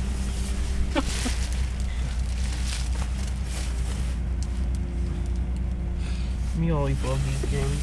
They're not in the ignition this time. They're not on the dash. They're not behind the wheel. They're not in this little compartment. There Yeah. they are. Yay! Alright. Onward and downward. We're really hoping that the Arctic foxes are still feasting off the carcass, but at the same time we have a little bit low hopes for that, since we're kind of thinking that bigger wildlife have come along and started feasting on it, like wolves, and that would definitely scare away any foxes or smaller critters. Or even a grizzly or something. Yeah, Can grizzly finish that bear. off really quick. Oh yeah, definitely. So yeah, we're not gonna get our hopes up too high, but you never know.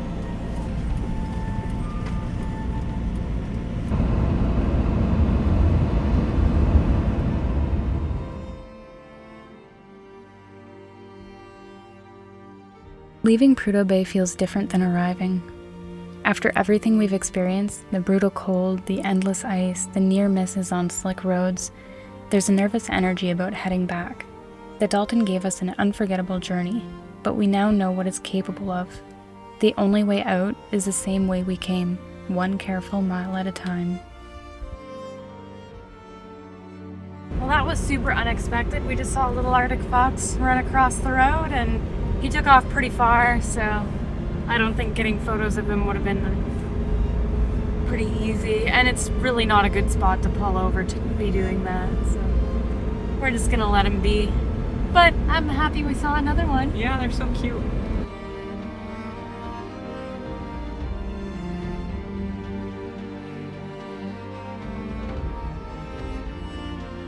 Every now and then we can feel the wind gusts hit, and it just makes us fishtail a little bit on the road. It's a little sketchy. Yeah, this road is pure ice. Like, there's a reason they call it the ice road. I don't think you can make a road much more icy. Unless it was actually a road of ice Yeah. on a lake. I don't know, I'd say this is pretty similar. Yeah. I guess there is some little patches of pavement here and there, but I'd say Yeah. like 95% ice, maybe Oh, yeah, even 96, more. something like that. Yeah. It's a little sketchy.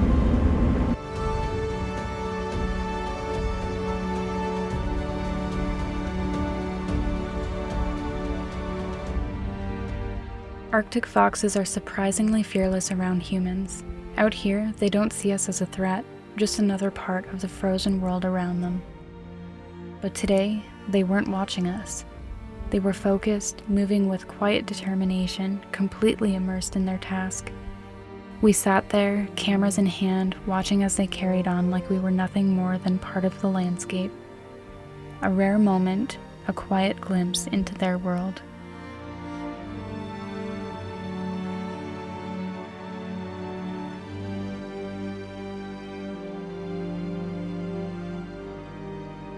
Wow, That was really cool. that was really cool. Just that alone makes coming up the Arctic worth it. They let us so close to them. We got some pretty good photos. And they're just so cute. They really are. I don't think there's many cuter animals out there. No, not very many. But we should probably get back on the road and find a spot for the night. Seems like the sun might have set while we were out there. I don't know. Yeah. It's like 2:50. He's curled up in a ball over there. Oh, now he's going again. It's not looking like we're gonna get any aurora tonight. Yeah. It's looking pretty, probably soft, clouded, yeah. We'll see if it Yeah. clears up. But If it clears up, great. If not, then Oh, well. We got some Arctic Fox today, and that's the highlight. Like, you can't Yeah. get much better than that. Exactly.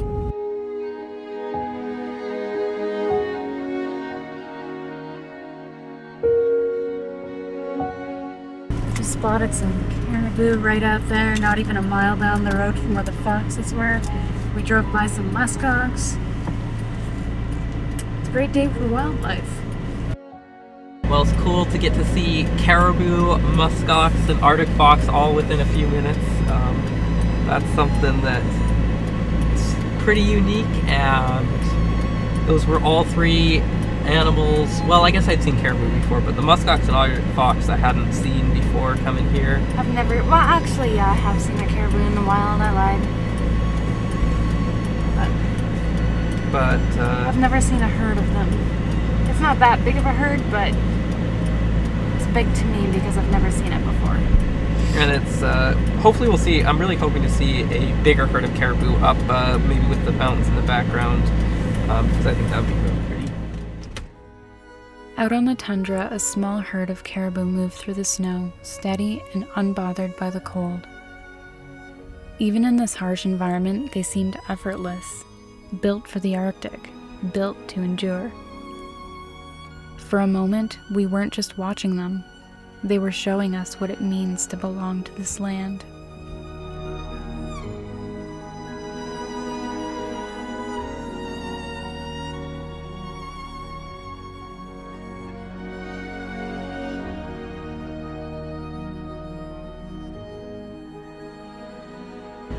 Yeah, Alright, let's we're- find a spot for the night. Yeah, we're gonna head on and see what we can find.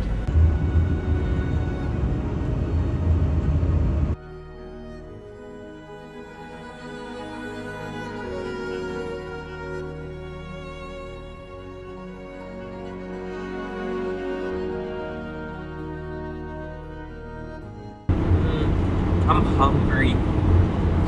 Me too. Not my fault you starve us. I don't know what we have snack-wise, or we might have to stop and make some sandwiches or something. How much further are we driving? I don't know. So like another hour, another Yeah, maybe an hour and a half or half something. hour? Like maybe that gap, kind of remember the place where we kind of near the mountains, and then there was another yeah. little kind of where we put the drone up on the way. I don't know. Seems like we're getting to the clearing now. It's really pretty. What are we gonna have for dinner? Leftover pasta? Yeah, probably. It's also getting close-ish. What time is it? Like, it's only 4 and it feels like it's like 9 p.m. Yeah, it feels. I mean, when it gets dark so early, it just really does feel like my body thinks it's much later than it is. Yeah. Still early. Guess next roll out we'll stop and we can figure out some, something to tie us over. Sounds good. Got some peanut butter and honey sandwiches to hold us off for a little bit longer. Kind of eating them in a really otherworldly looking place. The fog here, we're like just above the ice fog. And yeah, it's a really unique looking area.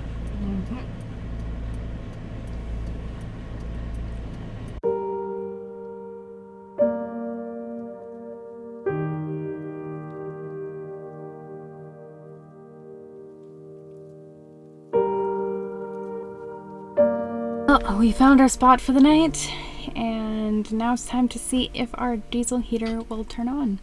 Okay.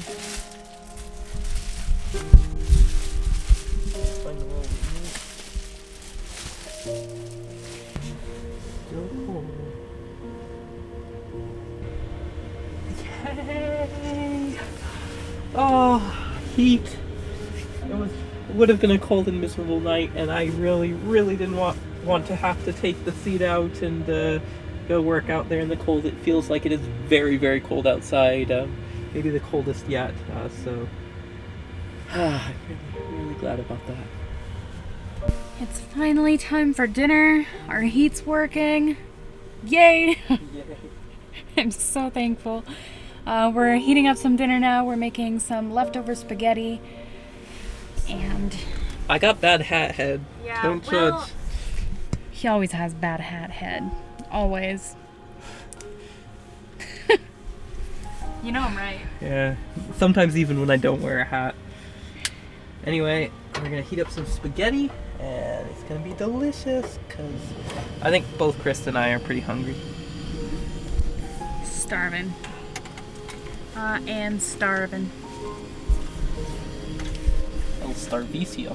And I actually have service here, so we might be able to watch a movie tonight. We were going to last night, but with all the mishaps that happened, We didn't have time. yeah, we didn't have time. It was getting pretty late, so, and we were tired.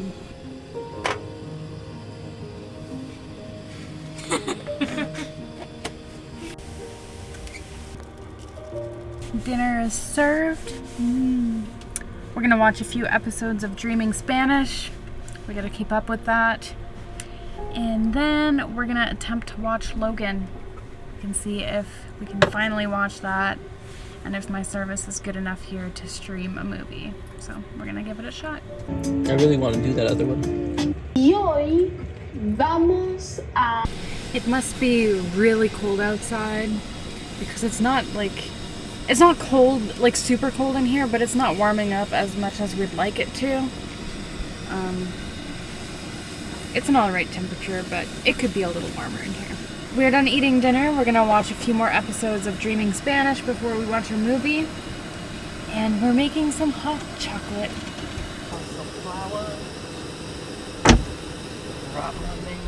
Faro de color blanco y de... I like to take my marshmallows out and then add them to my hot chocolate after. Because if you just leave them in and you stir in the boiling water, they just melt.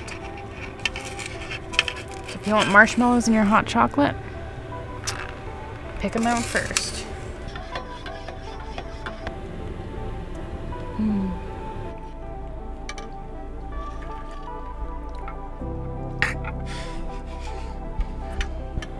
Have to poop. Oh no!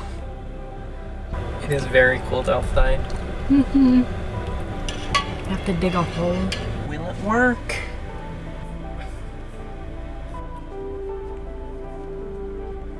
I'm looking for you, movie. We just finished our movie. I basically forgot everything that happened. I remember it being a really good movie, but forgot most of the storyline.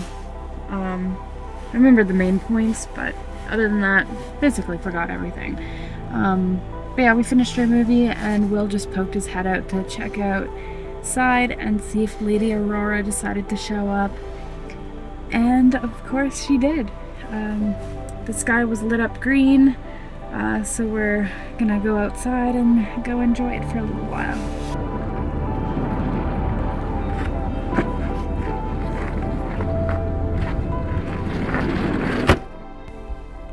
The aurora stretches across the Arctic sky, ribbons of greens and yellow flowing like a living painting with hints of purple flickering at the edges. But under the moonlight, everything feels different. The usual deep contrast softens, the colors take on a gentler hue, blending seamlessly into the glowing night. The snow reflects the sky's energy, turning the entire landscape into a soft, luminous world. Even in the stillness, the aurora moves, fading, pulsing, and dancing to a rhythm only the Arctic knows.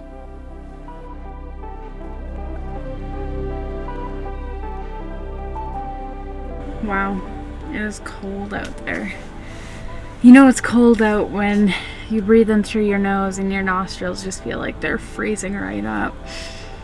And when the air just kind of like feels like it's burning. It hurts. We're just thinking that this is gonna be one of the last times that we see the aurora up here. We still have another 2.5 weeks up here in Alaska, but that doesn't mean that the sky is gonna be clear or it's gonna be a good show. So I really didn't want to go outside tonight. I was just so tired from this week, and I just wanted to curl up in bed and go to sleep, but when the aurora's out, you gotta go out and see it. I live in Canada and it gets pretty cold there in the winter, but I mean, there's a few times where I've experienced cold like this, but I think this is like I don't know if I could handle this so frequently. And nothing burns like the cold. Like, you don't realize sometimes that the cold can actually burn. And, you know, just like taking pictures with your camera with no gloves on, like your hands burn just from touching the metal. And like I've been out here for like not even 5 minutes and my hair is frozen. Check that. It's just icy. Like, no wonder the diesel heater is struggling. But I mean, if it gets any colder in the van, I don't know if we could stay up here. I think we might have to like push on, but with the temperature it is right now, I think we could tough it out with a few layers in the van. But anything colder than that, I think we'd have to head on. I don't think we'll be spending too much time outside today. My face is burning, but wow, it is beautiful up here, especially at this time of day where everything's just pastel and just is magical.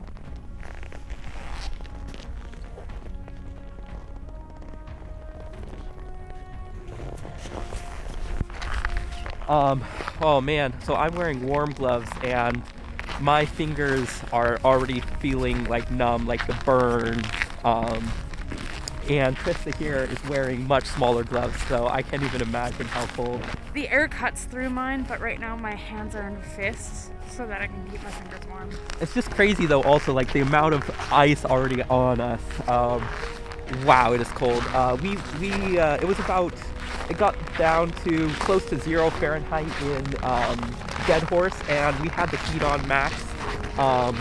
And it was probably 75, 80 degrees with the fan going in there because we were trying to burn off some suit. So having the fan on max tonight and keeping it just barely above freezing in the van, I think it's got to be pushing 30 below. Unfortunately, we don't have any temperature gauge or anything to really tell, so all we can go off is vibes, and the vibes are chilly. We're gonna take some photos this morning. We got some pretty mountains around us, some pretty light.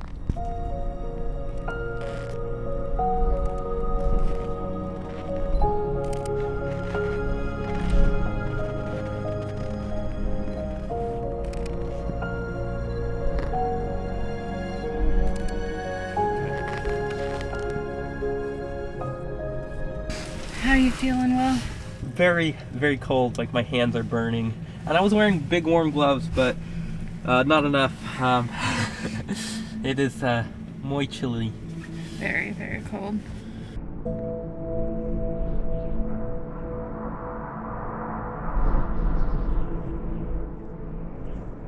There's something special about the Arctic. A place where the brutal cold seems determined to snuff your breath away.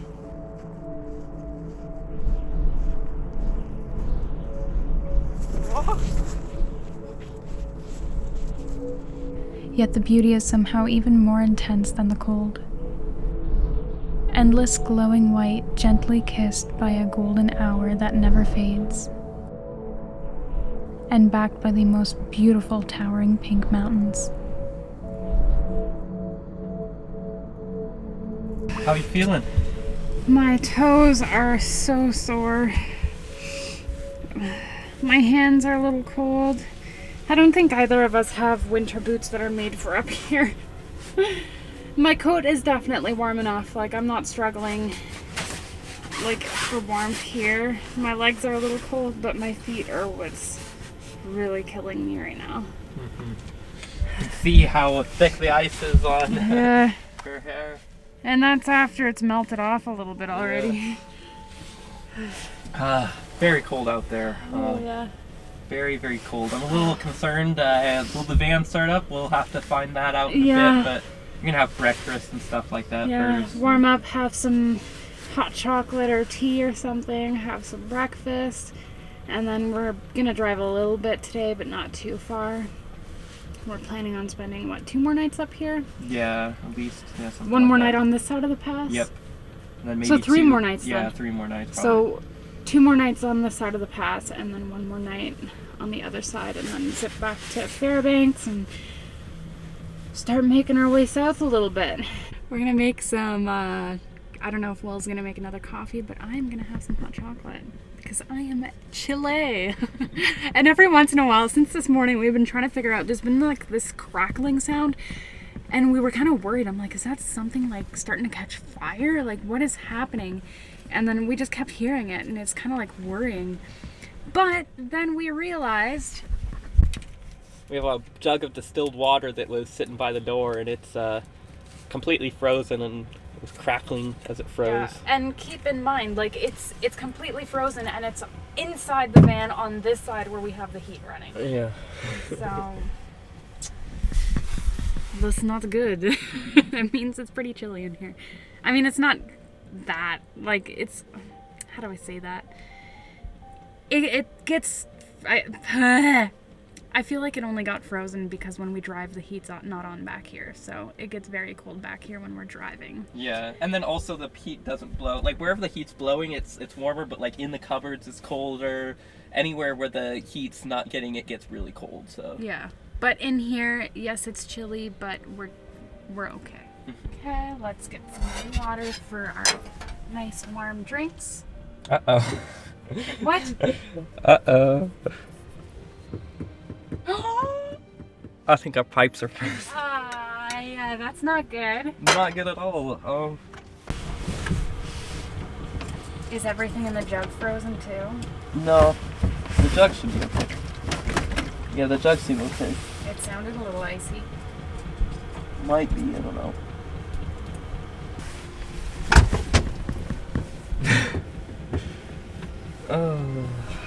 Well, the water jugs aren't frozen, but I'm kind of a little worried that the pump, water in the pump might have froze, and that can break the pump, so really hoping that didn't happen.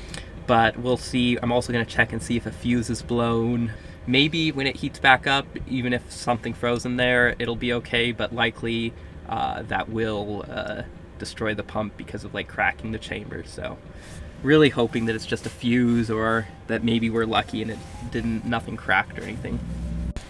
Well, it seems like the fuses aren't blown, so that's not exactly what I was hoping for, but yeah, I think the only thing we can really do now is just wait until it hopefully warms up in here a little bit and see if it turns back on again, or Is there really a what's way to happening. like disconnect it and put it by the heater a little bit? Not really, not super. I don't know how any of that works, so Yeah. figured I'd ask. I'm sure you would have done it if that was something that could be done. Yeah, it would probably be a big mess, and also like I have it all plumbed, and like with all the plumber's tape, I'm likely to kind of cause more damage than I would good. So yeah. Well, good thing we saved my jug of water. Yep. I knew I filled it up for something the other night. It really doesn't feel that cold in there. It's like, Yeah, it's weird. But is it like metal? yeah, so Yeah, that can that's why. suck in the cold a little more. Because even like feel my little tripod right now that the camera's on. Yeah, it's pretty Like cold. it's pretty icy. Yeah. So the pump is fine, okay? But as with any product, you can't have issues. That is a simple, not really a 2-minute. Well, I think the pressure switch is gone in the pump, or there's a number of things that could have gone wrong, but end of the story, basically, I don't think we're gonna have running water for the next few days until we can get back to Fairbanks, and I can really take it apart and figure out what we can do and if we need to replace or whatever. But thankfully we still have some water jugs and we can pour water. It's gonna be a pain, but I guess when you're in the Arctic, sometimes you gotta rough it. We're gonna warm up and have some soup for lunch. We're getting pretty hungry and it's still chilly in here.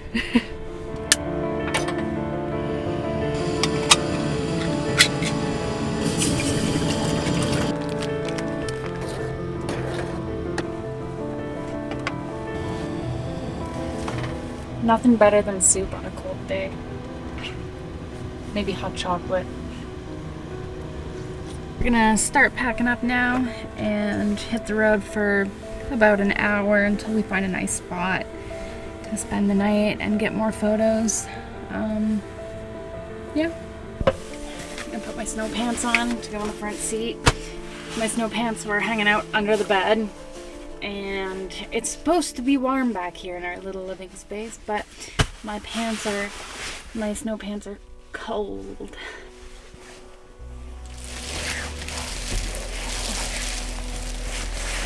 Welcome to the ice box. Oh my god. It's cold up here.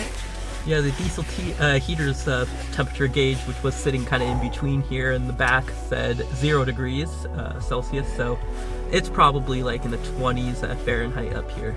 Alright, moment of truth. Will the engine start?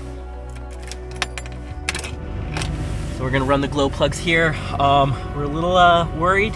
It was probably around negative 30 below last night.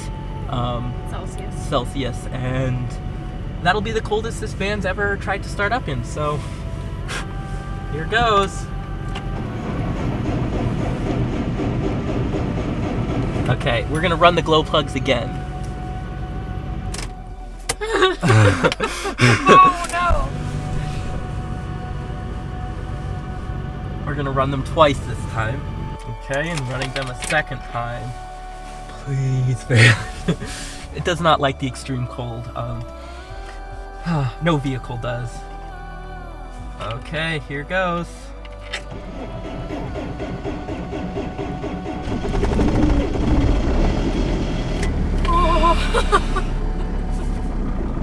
Oh, come on, come on.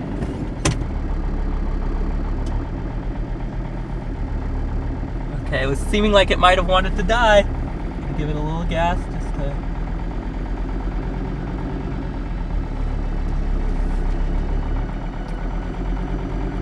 It's not the smoothest idle I've ever heard, for sure, but oh, I'm so glad to hear it. Ugh. Okay. Now we gotta scrape the inside of the window.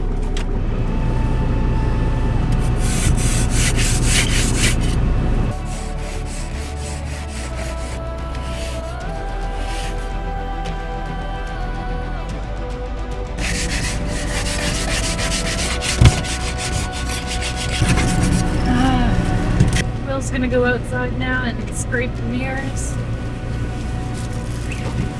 Our window's still not very clear after all that work.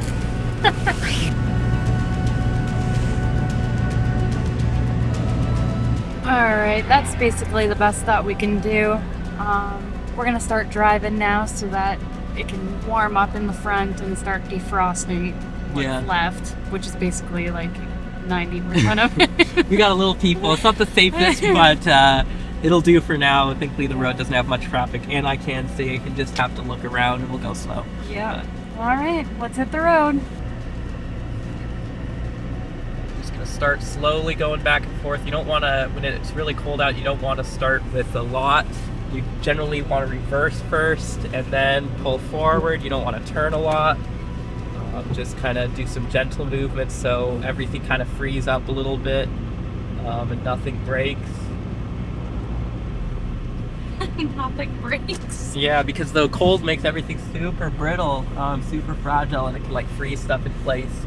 And so it's really easy to break stuff. So one thing I'm a little concerned about is our engine temperature. When it's really cold, people put grill covers on the front so they're not sucking the cold air into the engine. And we don't have a grill cover. I figured if all else fails, if we needed to, we could make one. But yeah, I don't know if it's going to get up to temperature, and it's bad to drive your engine when it's cold, so we're just going to watch it and see if it starts to creep up, and if not, we might have to do something to jerry-rig something to cover the air intake grill at the front. This is safe. This is totally safe. Sorry, Mom. The engine temperature is starting to creep up. That's what we want to see. It's up to about 110 Fahrenheit, so hopefully we just keep seeing it creep up. We want it to be around 180 degrees. You can see we're slowly starting to defrost over there. We got some little holes. Yay!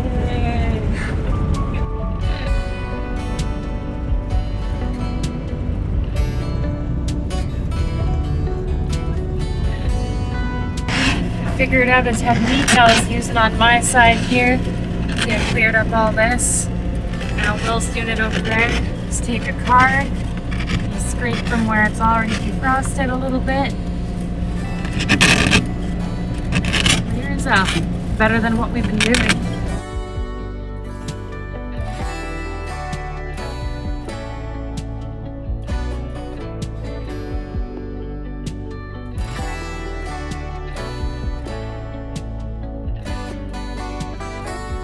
Well, mirrors have refrosted over. Gotta scrape them off again.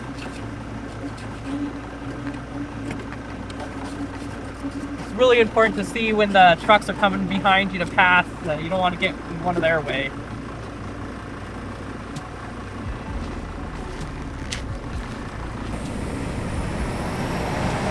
Just really beautiful up here. We're surrounded by ice fog again, but it's really magical. One last sunset on the north slope, the Arctic sky glows in soft pinks and purples, fading into icy blues, a cotton candy sky stretching endlessly over the frozen tundra.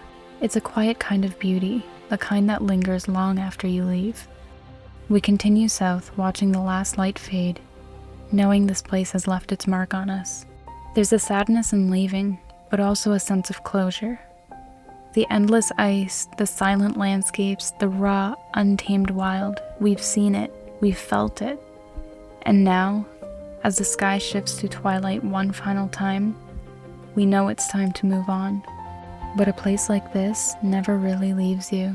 Okay, when the heaters start up, I really hope so. It's quite chilly. Don't want to freeze. Alright, let's power her on. It's a little nerve-wracking being out here when it's so cold and not knowing if your heater will start up or not.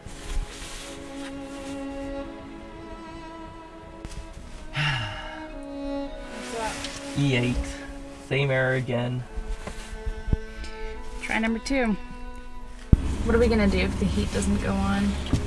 I don't know, I think we might have to just continue on, work our way, start working our way back at least, I don't know, to at least somewhere a bit warmer, because right here it's just so cold and I don't want to have to take it apart here because I have to have my gloves off for part of it, and at this temperature it's just like within seconds. And touching metal. Yeah, it just burns my so hands, but if I have to, I don't know, we'll think about it, but and also I don't like it right now when it's trying to start it up. We're going to keep trying to start it up over and over, at least for an hour or so, but every time it starts up it puts a little exhaust back here because it's shooting diesel but it's not igniting is the problem, and so it's just kind of making white smoke. It's a white smoke machine, and that white smoke kind of gets sucked in on the cool down sequence, and so we'll have to turn on the fan, which is going to make it even colder back here so quickly, but I don't know, it's not ideal for sure. Maybe go scout around for photos a little bit while we're waiting for it to cycle through, so we're not breathing all the bad air in.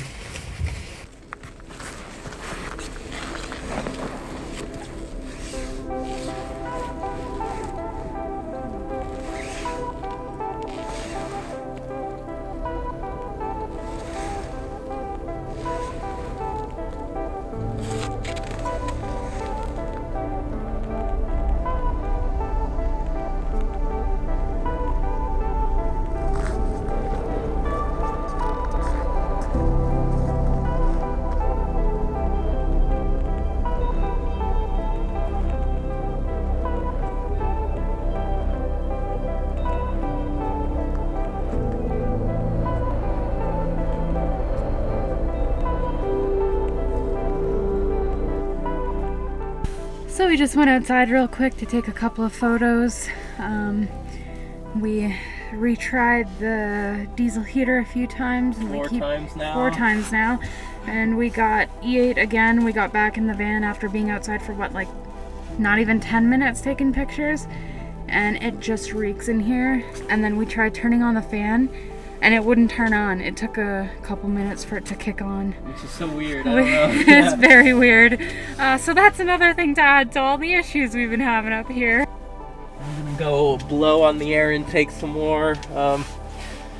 It's annoying to not have it going by this point. I'm not happy with how that's going. We've also been feeling very exhausted on this road trip. Since starting van life, I've been feeling very tired because I feel like we're just go, go, go all the time, and we've been wanting to slow down, but now that we're in Alaska and we have a little bit of time left, it's been very much so go, go, go. And I don't think I've been this tired while being on this van life adventure so far until being up here. I think it's a combination of a lot of things that's making us so tired. All the stress with all the things that's going wrong with the van, and you know, the window not going up, the diesel heater not heating up, the battery charging, just the compilation of a million things going wrong. It's very stressful, and then on top of that, just driving on roads that are pure ice is very stressful. And I'm an anxious driver, especially in the winter.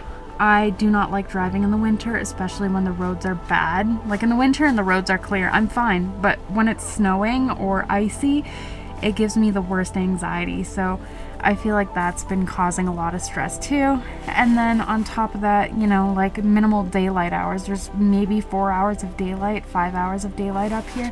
The sun sets at like 3:30 p.m. and rises at like 10 a.m., 10:30 a.m. So we really don't get a lot of daylight, and that in itself is very tiring. I do have one of those happy lamps that we put on every morning, but I just feel like it's not enough. But yeah, the stress from driving on the road, the stress from the amount of things just going wrong, and the lack of daylight, and also like being outside in the cold to take photos, and just being outside for long periods of time in the freezing cold, you know, your body shivers, and that takes up a lot of your body energy as well, so that makes you really tired. Like, we went to bed maybe like 9 or 10 o'clock last night, and I was still so tired when we got up at 9 this morning. I did not want to get out of bed. I could have slept all day, I swear. I just realized for that whole talking clip I had like a big bunch of hair that was really messy right here, but whatever. It's fine. One of the good things about being on this road is all the truck drivers that come up. So we always know that if something does go really, really wrong and we're stranded, there's enough traffic coming up here that we'll at least see somebody within the half hour, if not hour. Still not working. Another E8. Yeah, this is annoying. What's it doing? I don't know. It's making a weird noise. Yeah, I hear that. Maybe it's caught. It kind of sounds like it might have caught, actually. Doesn't sound like it's doing too good. Kind of sounds like it caught. I think we're good. I think it's weird because it caught before it even started pumping fuel, so with some residual fuel or something, I don't know. Maybe we just got the glow plug warmed up enough or something, but I think it has caught. We'll see. Yeah, I feel some warmth coming out.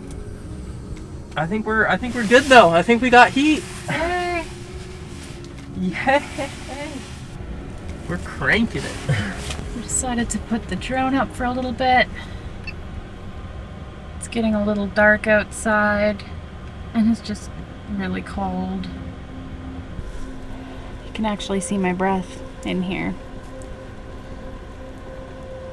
Barely. You guys probably can't see it on camera, but I can see it here. Yeah, a little bit. Little bit. Mm-hmm. It is getting a little warmer in here, though. I really hope it gets warmer than it did last night.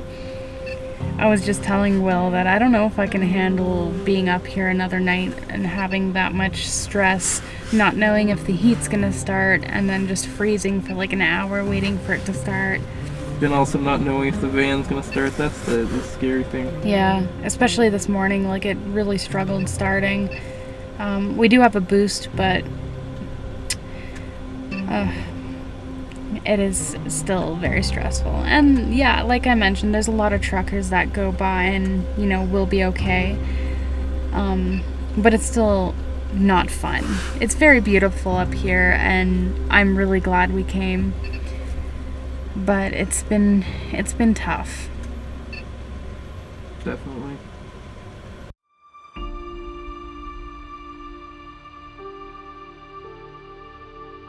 The Arctic may have thrown every challenge it could our way, but we're still so incredibly thankful for the chance to take on this adventure.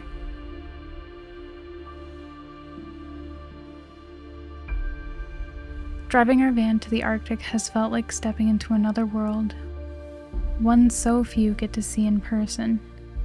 The cold, the mishaps, the unexpected turns, they're just part of the story we'll laugh about later. But the beauty we experienced here will stay with us forever.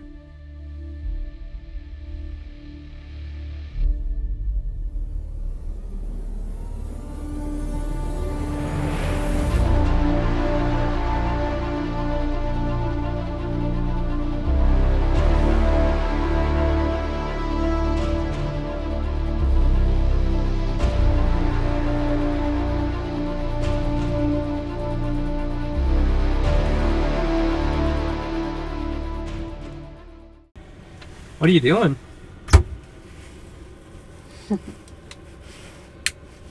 This might be our only heat source for tonight.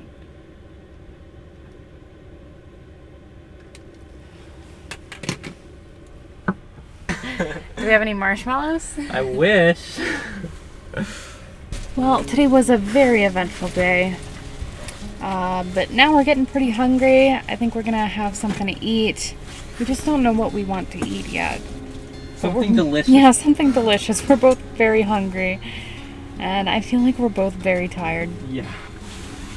So, yeah, I'm gonna figure out what we're gonna eat here. So Will listed off a bunch of ideas of things to eat, and even though I'm like super hungry, nothing sounds good to me right now. Crab and a baked potato and coleslaw, and you know, there's a billion things I could want right now, but everything that we have in the van, it just doesn't sound appealing to me for some reason. But the only thing I can think of that I really would love to eat is like just white rice for some strange reason.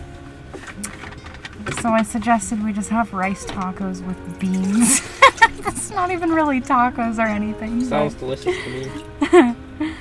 It'll be good enough for me. Just went to put a little oil in the pan and oops.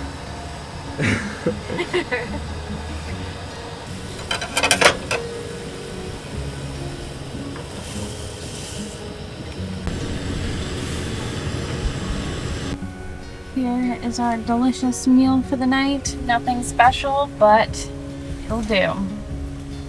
It's gonna be delicious. I love rice. I love tacos.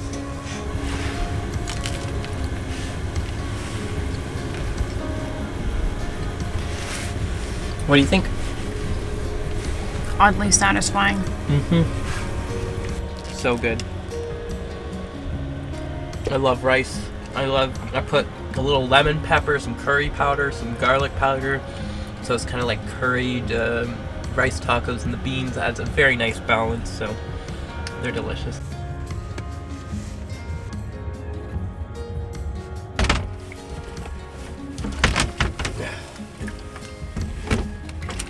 I hear a little ice in there. So we officially have drinking water in there again.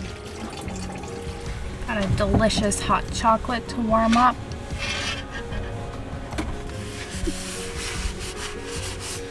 We had a hot chocolate accident. Oops. You're not supposed to make me laugh while drinking hot chocolate. See, I tell all the funniest jokes and I look very funny. That is not what happened. I don't even know what happened. But you made me laugh after when I had hot chocolate in my mouth. And you can't do that. You know why? Because when I was a kid, I drank hot chocolate and someone made me laugh and hot chocolate came pouring out of my nose. Oh no! It hurt. It really hurt. At least this time we didn't have that. It almost happened. A boy and a girl laying in a van. Will they freeze to death? What the heck is that? It's a nursery rhyme. It's a good one too. You feel all ready to sleep.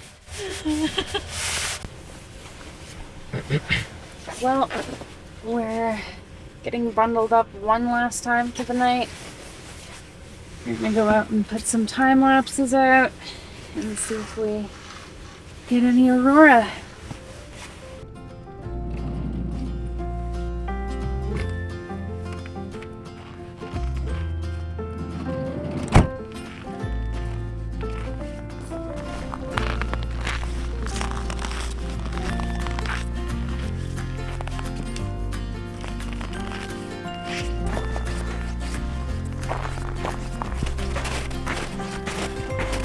We were gonna record the whole process being outside when we went to go set out our time lapses, but my phone died very quickly with how cold it is outside.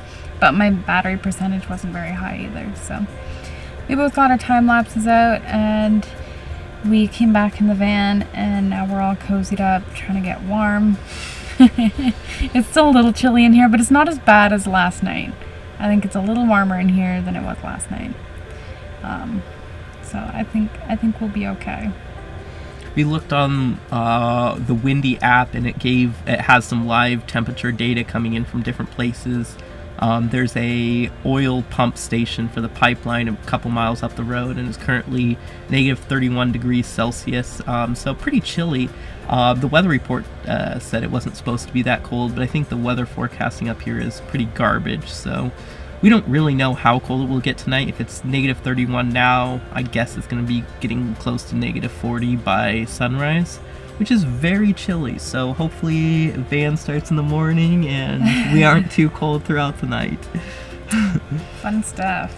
We've had a lot of struggles on our adventure up here on the Dalton Highway and in the last couple of days especially.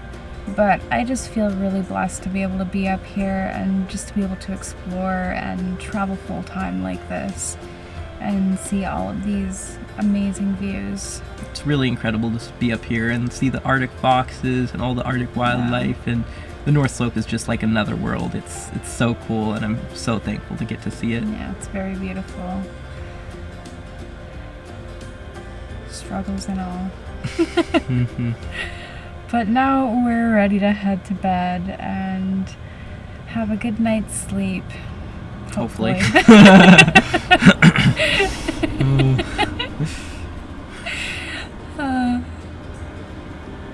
I don't know what else to say. Good night.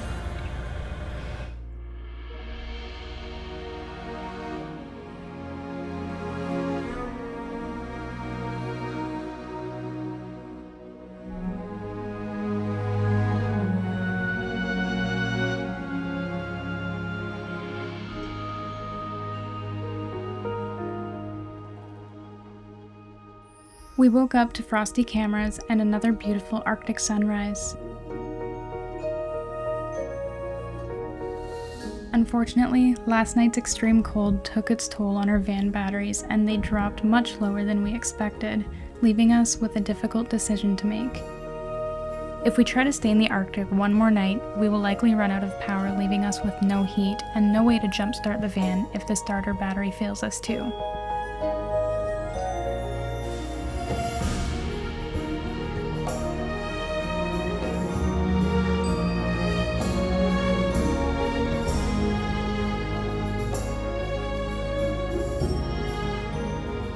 It's our last morning here on the North Slope. We're running low on batteries, and so we're gonna have to carry on and start working our way back to Fairbanks a lot quicker. We were gonna spend another night or two, but Oh well, it's beautiful up here. A little ice fog this morning, so we didn't get as much light, but still really cool place. We have a very long day of driving ahead of us, so we made a quick breakfast and got ready to hit the road.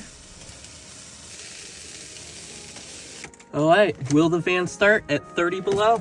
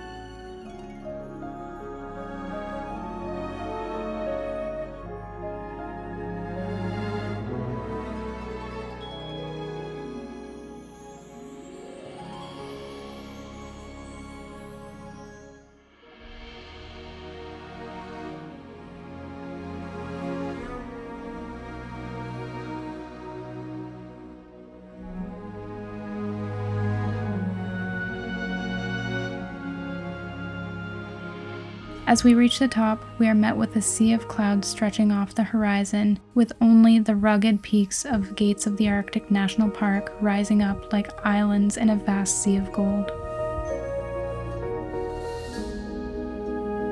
As we continue driving south, we can't help but think back on this adventure we just had. Of course it had its difficulties, but the beautiful memories we made far outweigh the struggle. Arctic fox, muskox, caribou, aurora, and some of the most beautiful and unique landscapes I've ever seen. A part of me is definitely sad to be leaving this icy, magical land, but I truly can't help but be excited for all of the adventures waiting for me as I continue this great Pan-American adventure. After 10 long hours rattling south, we finally made it back to civilization, bringing our great Arctic adventure to an end.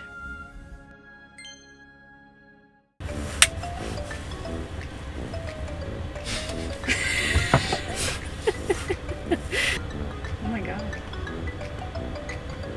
Why is it doing that? I don't know. This might be our only It's f***ing scaring me, okay? Did you see that? I just wanted to say thank you to all of our supporters on Patreon and Buy Me a Coffee. Your generosity helps us keep creating and sharing these adventures with you guys.